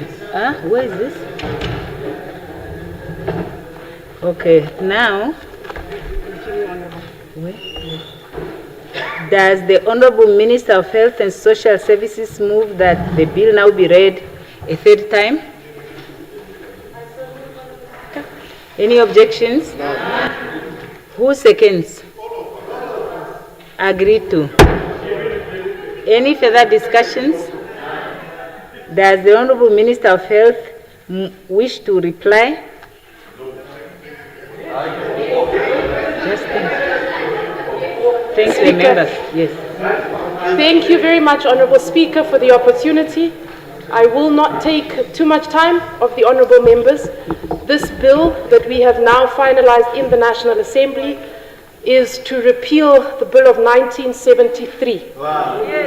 And so the work and the word must be said that we appreciate from the Ministry of Health and Social Services side, we appreciate the entire National Assembly for engaging in constructive debate and for providing insights on certain aspects that definitely need much more attention. And so this is a great achievement for the entire National Assembly. And so on behalf of the Ministry of Health and Social Services, we take note of the fact that a lot of work must be done when it comes to mental health. A lot of work must be done. We must build more facilities. We must make sure that we must ensure that mental health is managed at the primary health care level as well in order to avoid referrals and so much more. This bill now also permits the Minister of Health and Social Services to designate private facilities as mental health facilities. And so it allows for a lot of work to be done and to proceed, but it also tells us what we are working towards. So on behalf of the Ministry of Health and Social Services, thank you very much. I now put the question that the bill be now read a third time. Any objections? Agreed to. The Secretary will now read the bill a third time. Bill. The Secretary will read the second order of the day. Resumption of debate on second reading Petroleum Exploration and Production Amendment Bill. When this Assembly adjourned on Tuesday, the 24th March, the question before the Assembly was a motion by the Honorable Minister of Industries, Mines and Energy that the bill be read a second time. Honorable Ampanda adjourned the debate and he has the floor now. He's not here.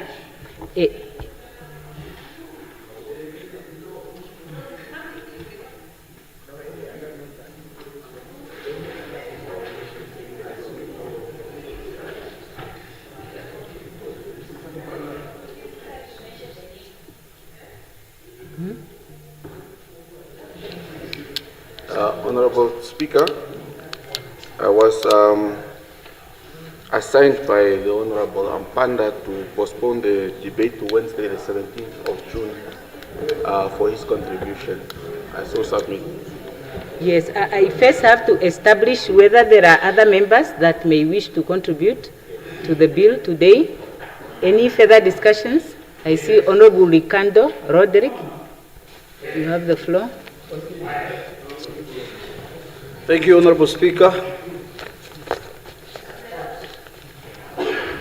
I rise at the shadow of Minister of Environment, Forest and Tourism to also bring my contribution to the Petroleum Exploration and Production Amendment Bill of 2025,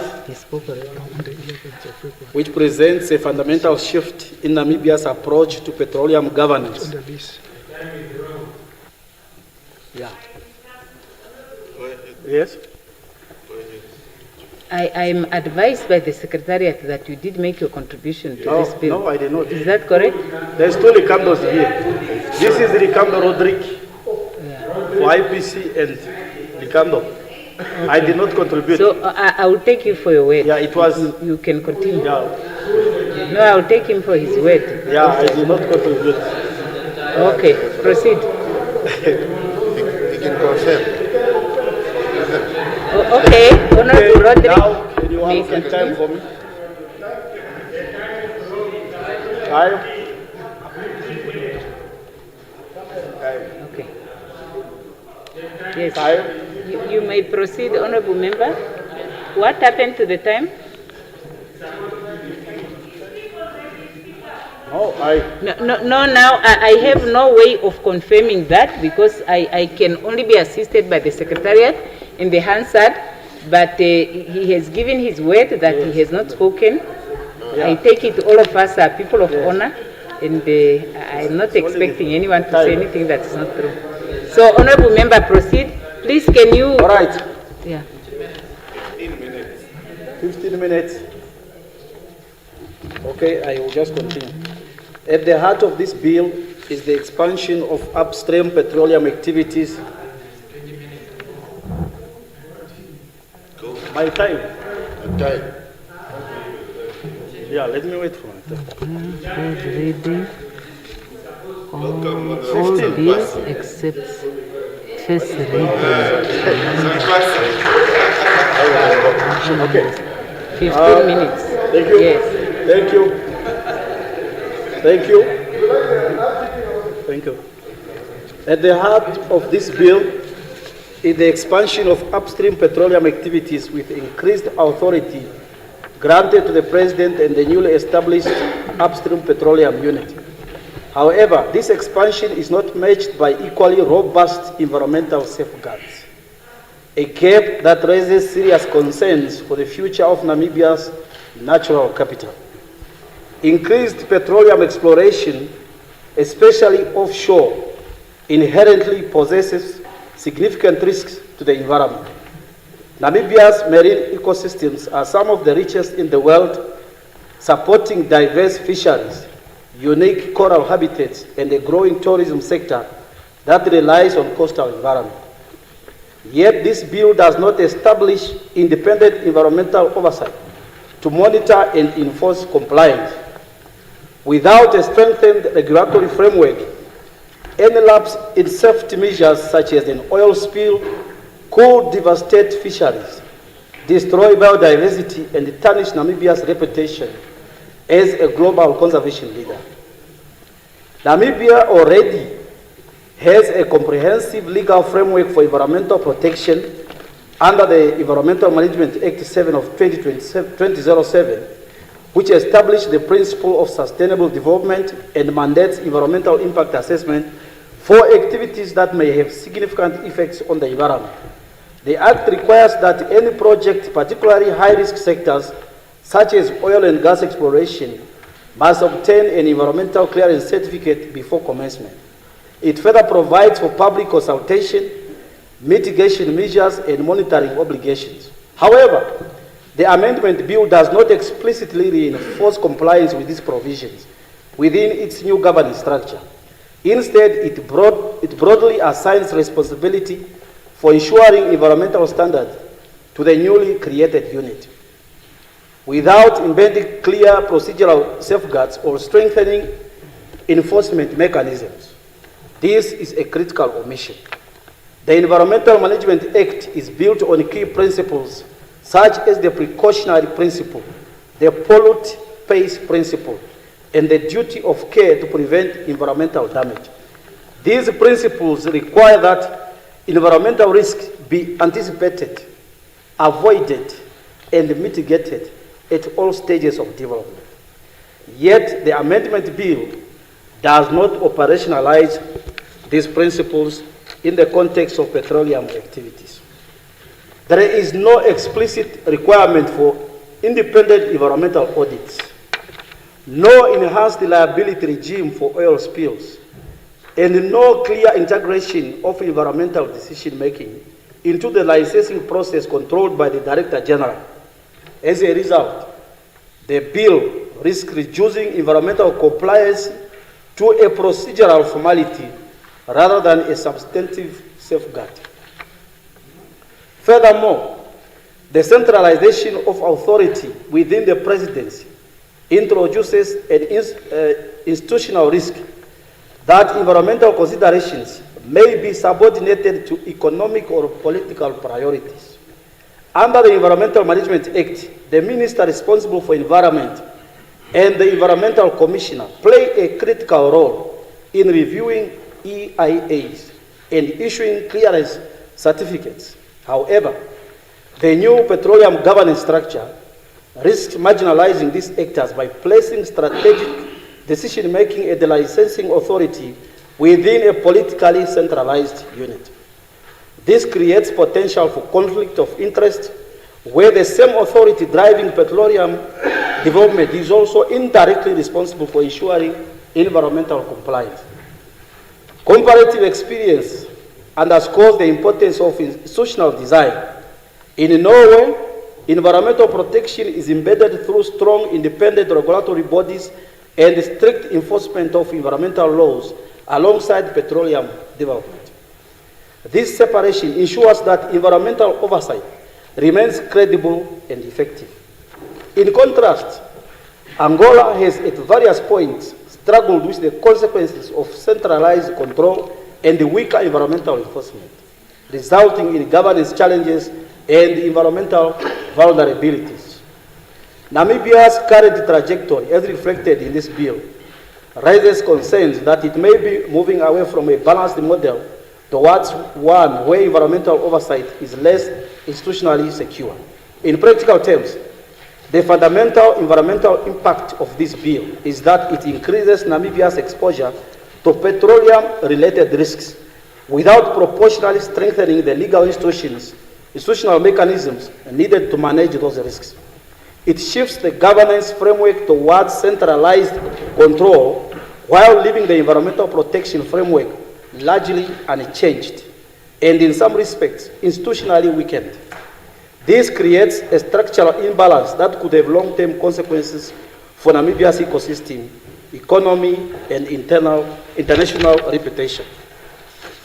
Without deliberate alignment between petroleum governance and environmental law, Namibia risks entering an era of resource development where environmental protection is reactive rather than preventative, and where cost of the environmental damage may far outweigh the benefits of petroleum extraction.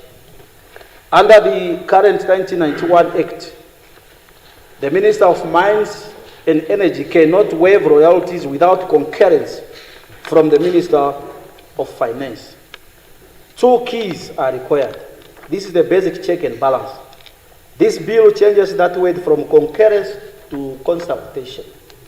Honorable Speaker, in the law and in practice, these words are not the same. Concurrence means agreement or a veto. Consultation means I listen to you, but I do not have to follow your advice. The government says, do not worry, we will report royalty waivers to Parliament every year. The bill promises that Parliament will receive annual reports on royalty waivers by June 30 each year. Let us be honest with ourselves. By June 30, the waivers have already been granted. The contracts have already been signed. The revenue has already been lost or redirected. Parliament must have the power to approve or reject royalty waivers before they are granted, not merely read about them afterwards. But a report after the money is gone is not oversight. We need a two-key system that stops a bad deal before it happens, not a report later. The bill requires the Director General and Deputy Director General of the new upstream petroleum unit to declare their assets. On paper, this looks like an anti-corruption. But, Honorable Speaker, those declarations go only to the President and not to Parliament, not to Anti-Corruption Commission, and not to the public. Who verifies them? Who audits them? Who investigates if something is wrong? Disclosure without independence is not accountability. It is just like a letter to one person. If the President herself has an interest in a matter, an internal declaration offers zero protection. Transparency that stays inside the presidency is not transparency at all. Honorable Speaker, I therefore reject this bill in its entirety. I thank you. Yes, Honorable Ipumbu, but I see Honorable Ipumbu is not here. I don't know who. It's a oh, okay, Honorable Ipumbu. Okay, you have the floor.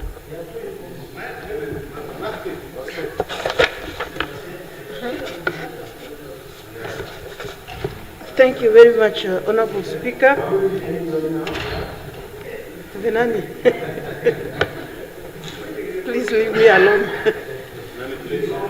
Honorable Speaker, Honorable Member, allow me to stand and have this opportunity to add my voice to the Petroleum Amendment Bill.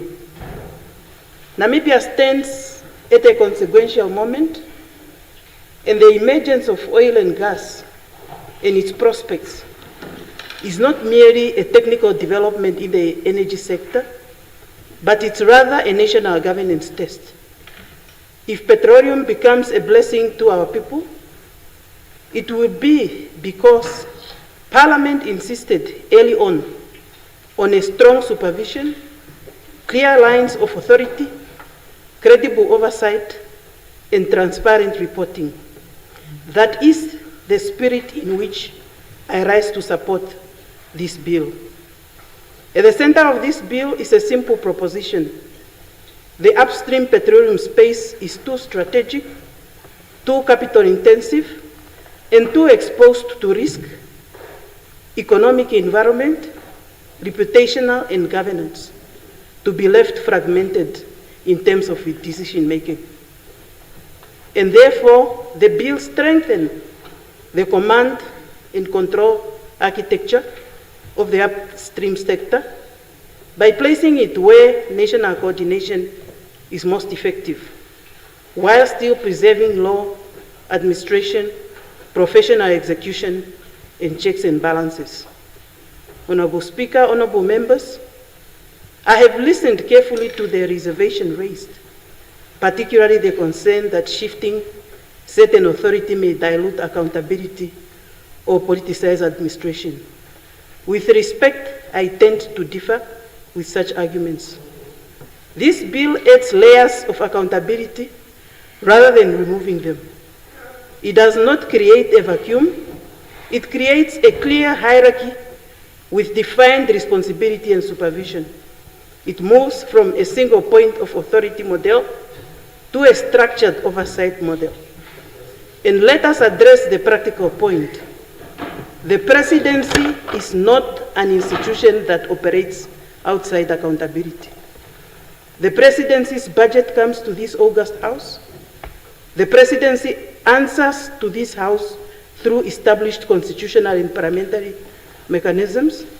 So when we strengthen coordination at the center, we are not weakening democratic accountability. We are anchoring it at the level where the nation can demand answers with the full weight of state responsibility. Honorable Speaker, honorable member, this bill establishes the upstream petroleum unit in the office of the President and sets out its plan and terms, what that unit must do, how it can be regulated, how it could be managed, and coordinate petroleum affairs. And it will also advise on national petroleum activities, promote planned, sustainable, and cost-efficient petroleum operations, and it protect local content and participation in the line with national laws. It also monitor compliance with laws, agreements, and standards, including health, safety, and environmental standards. It will also conduct inspections and audits, preserve and manage upstream petroleum data through a national repository. It will also analyze and forecast the petroleum economic data and produce an annual public report on upstream petroleum activities. Those are not cosmetic functions. They are the core building blocks of a modern petroleum governance regime. They are precisely what reduces the risk of capture, weak enforcement, rent-seeking behavior, and the kind of institutional drift that turns national resources into private pursuits. Honorable Speaker, honorable members, the bill also clarifies powers and delegation. The President is empowered to provide policy direction and to appoint the senior leadership of the unit. Delegation is provided for, but it is not a free-for-all. It is structured, and certain powers are expressly protected from casual delegation.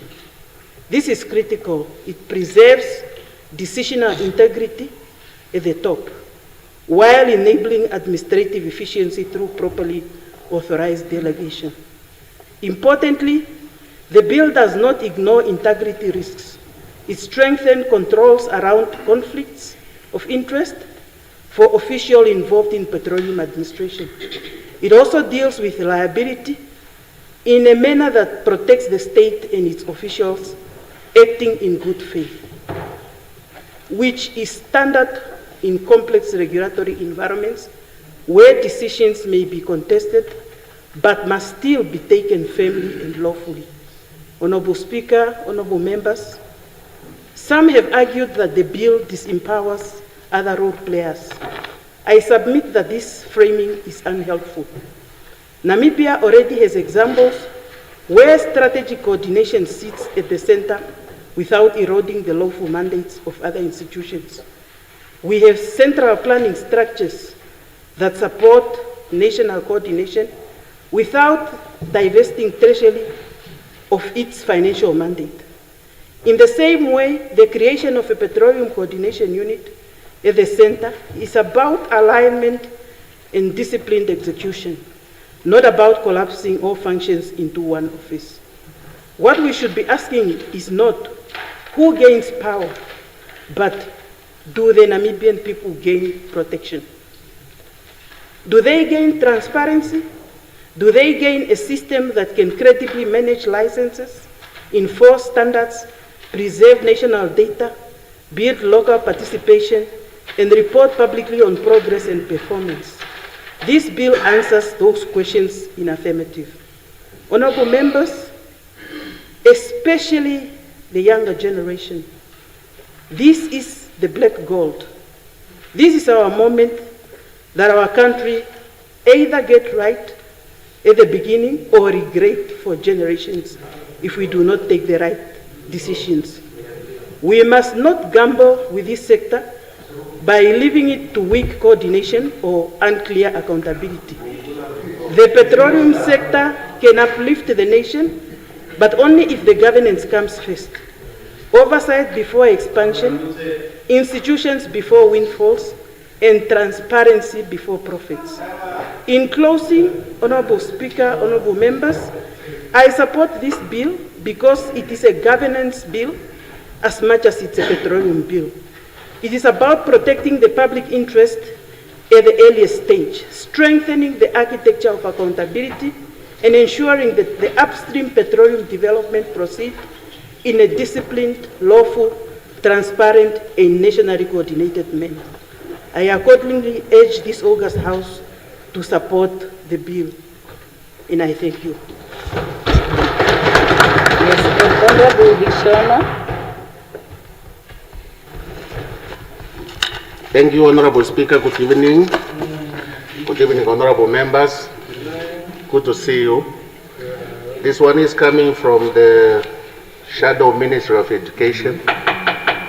We cannot talk about this wonderful industry without hearing from the ministers of education, from the IPC, not from the government. Thank you. Honorable Speaker, honorable members, fellow Namibians, the petroleum bill was passed in this house in 1990. If I'm correct, it's 35 years down the memory lane. What have we been doing in preparation for this oil industry? The discovery of a possible oil deposit has echoed at political rallies and the gatherings, yet there has never been a serious and meaningful alignment of the industry and the national curriculum. No alignment whatsoever. No deliberate national strategy to prepare engineers, safety experts, environmental specialists for this sector. Yet, these are not part of the amendments that the minister is asking for. Where is the curriculum now? Where are the training institutions equipped to produce qualified Namibians to lead in this industry? Honorable Speaker, these are the amendments one would expect in this house. Now, we are here 35 years later. Instead of strengthening the Parliament oversight, the Honorable Minister is here seeking for our support to relinquish his legislative authority to the executive under no constitutional obligations. Why is the minister asking us to dishonor the constitution of this republic, to dishonor it? Getting back to the education, Honorable Speaker, honorable members, the oil industry does not and will not operate in isolation. It brings adjacent sectors. For example, offshore safety and diving schools, firefighting and hazardous response trainings, environmental protection and oil spill response, marine engineering and logistics. Where's the lie detector then?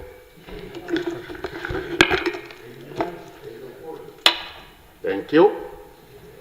Industrial maintenance and the fabrication, just to mention a few. I know some members are not aware that this industry will come up with all this. These ones will pop up since when the industry opens. Are we ready? Are we training these people? Which Namibian institution currently offers these specialized programs, if any? Who has access to them? My phone is not near me. I do not have any device with me. Could it be my laptop? It's a laptop. As I continue, who has access to these institutions? This would be the amendments. If we are really serious of doing business unusual, we are preaching of free education, okay? Free education towards what end? Education must translate into skills, productivity, national ownership, opportunity. That should be your amendments, Honorable Minister. We must also confront the issue of governance.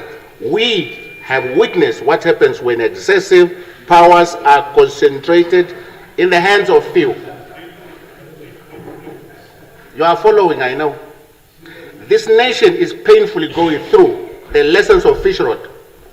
Yet, we have not embedded ethics as foundational subject in our mainstream education system to cultivate principled future leaders.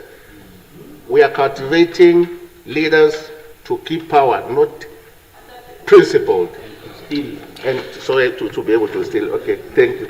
Honorable Speaker, honorable members, handing legislative powers to the executive is not a minor procedural matter. I am cautioning this House. It will raise serious constitutional concerns. Serious concerns. The Constitution is not just a piece of paper as it was once referred to by some, but it is the supreme law of the Republic of Namibia. And we all took an oath to honor and protect it. And to be truthful, thank you. The President, having taken an oath to uphold and protect the Constitution, should stand firm in its defense. Safeguarding constitutional governance is not optional. It is a duty. This is not about politics. It's about national sovereignty, accountability, and intergenerational justice. As I conclude, honorable members, honorable Speaker, because I see the time people want to go home, Honorable Chair, please, it's still my floor. Let us educate the nation about what is at stake, please. Let us be vigilant about potential geopolitical pressure. We know who's pressing you, whether from the west or from the east.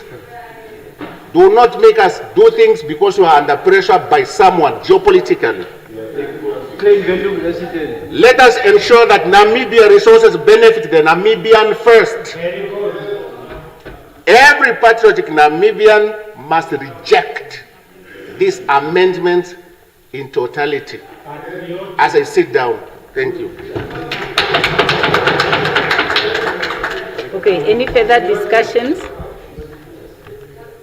Okay, if no further discussion, the honorable member can now adjourn. The one Honorable Hangula who was suggesting to adjourn. I see there is no one has enlisted. Oh? Yes, Honorable Susiku. Yes, honorable members, I just look at the screen. If there is no name there, I would round up. I would like to adjourn until next week Tuesday. Until next week Tuesday? Yes.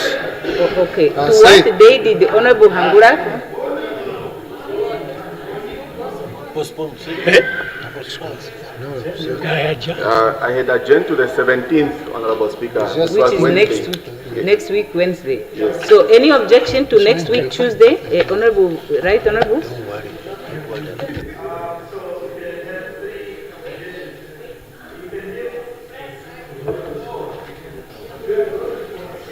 You can hear me?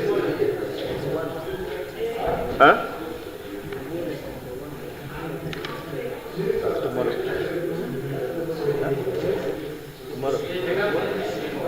Okay.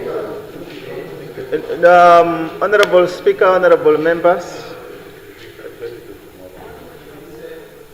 I postpone to tomorrow. Okay. Any objections? So adjourned until tomorrow. Yeah, adjourned until tomorrow. Then the secretary will read the third order of the day. Resumption of debate on second reading Regional Council's Amendment Bill. When the Assembly adjourned on Tuesday, the 4th of November, the question before the Assembly was a motion by Honorable Minister of Urban and Rural Development that the bill be read a second time. Honorable Hengari adjourned the debate and she now has the floor. She's not here. Any further discussions? No further discussions?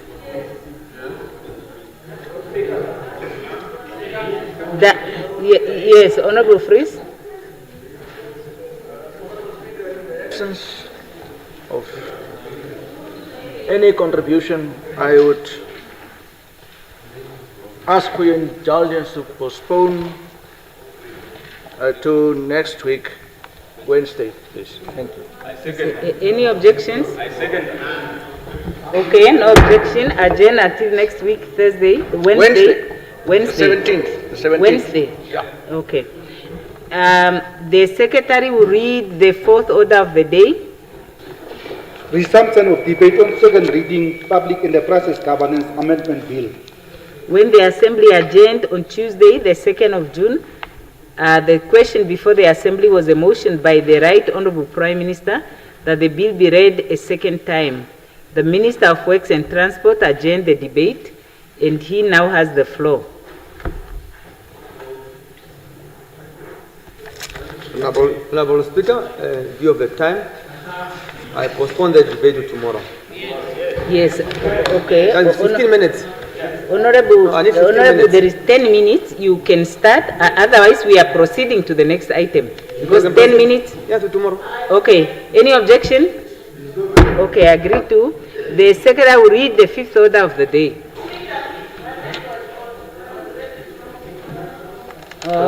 So, okay, honorable members, next time, if you see that I didn't see you, just draw my attention so that I don't have to rule and come back. So now you have the floor, honorable member. Thank you, Honorable Speaker. Honorable members, I rise to contribute to the debate on the Public Enterprises Governance Amendment Bill of 2025.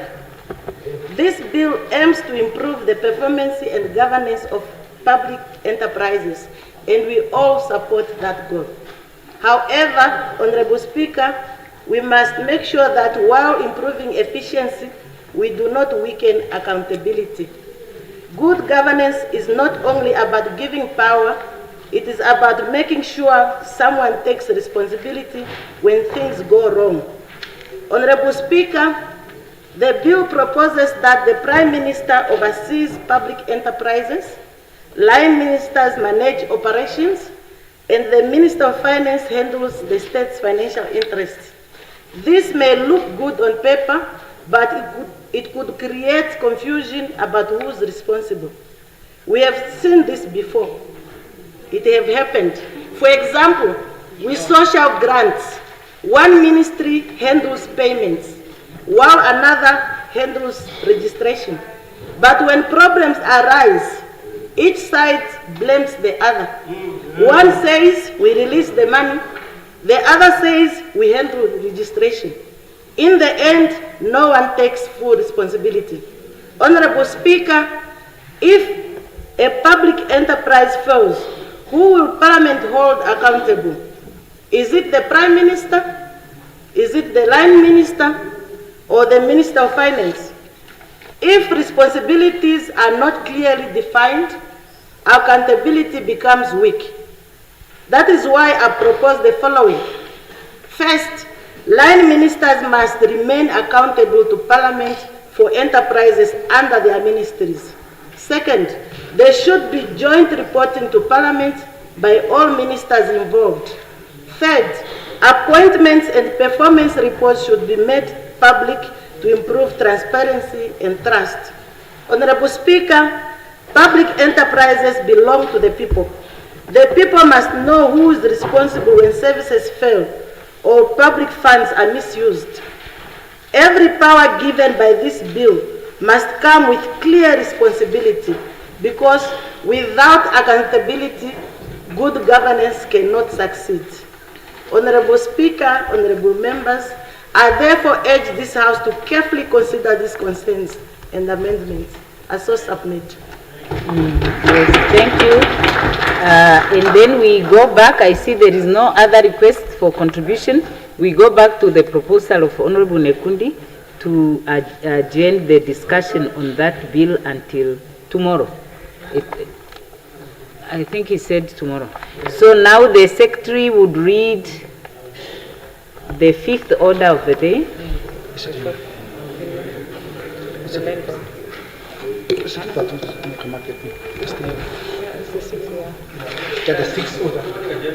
Is it the sixth order? No, the fifth order by the Minister of Agriculture. No, it's not yet here.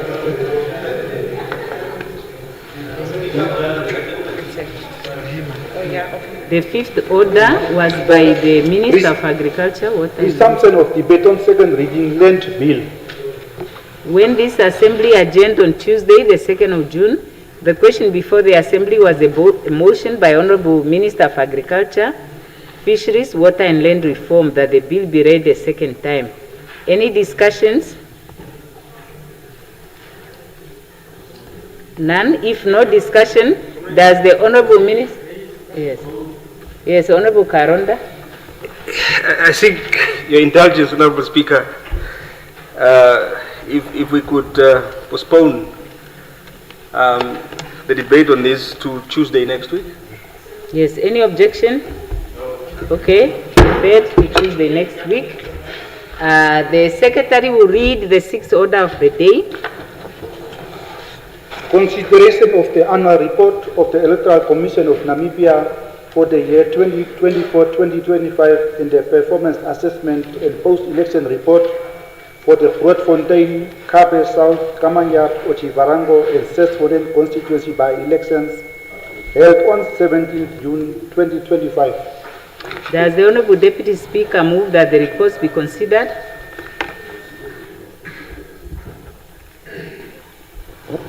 I don't know, Speaker, I seek your indulgence.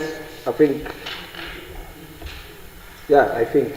I need more than 10 minutes for the deliberation on this. So in terms of time, I will not be able to make it. I seek deferment to tomorrow. Yes, okay, I agree to. Honorable members, I just want to say in terms of the rules, when, okay, that is agreed to, I just want to make a general ruling.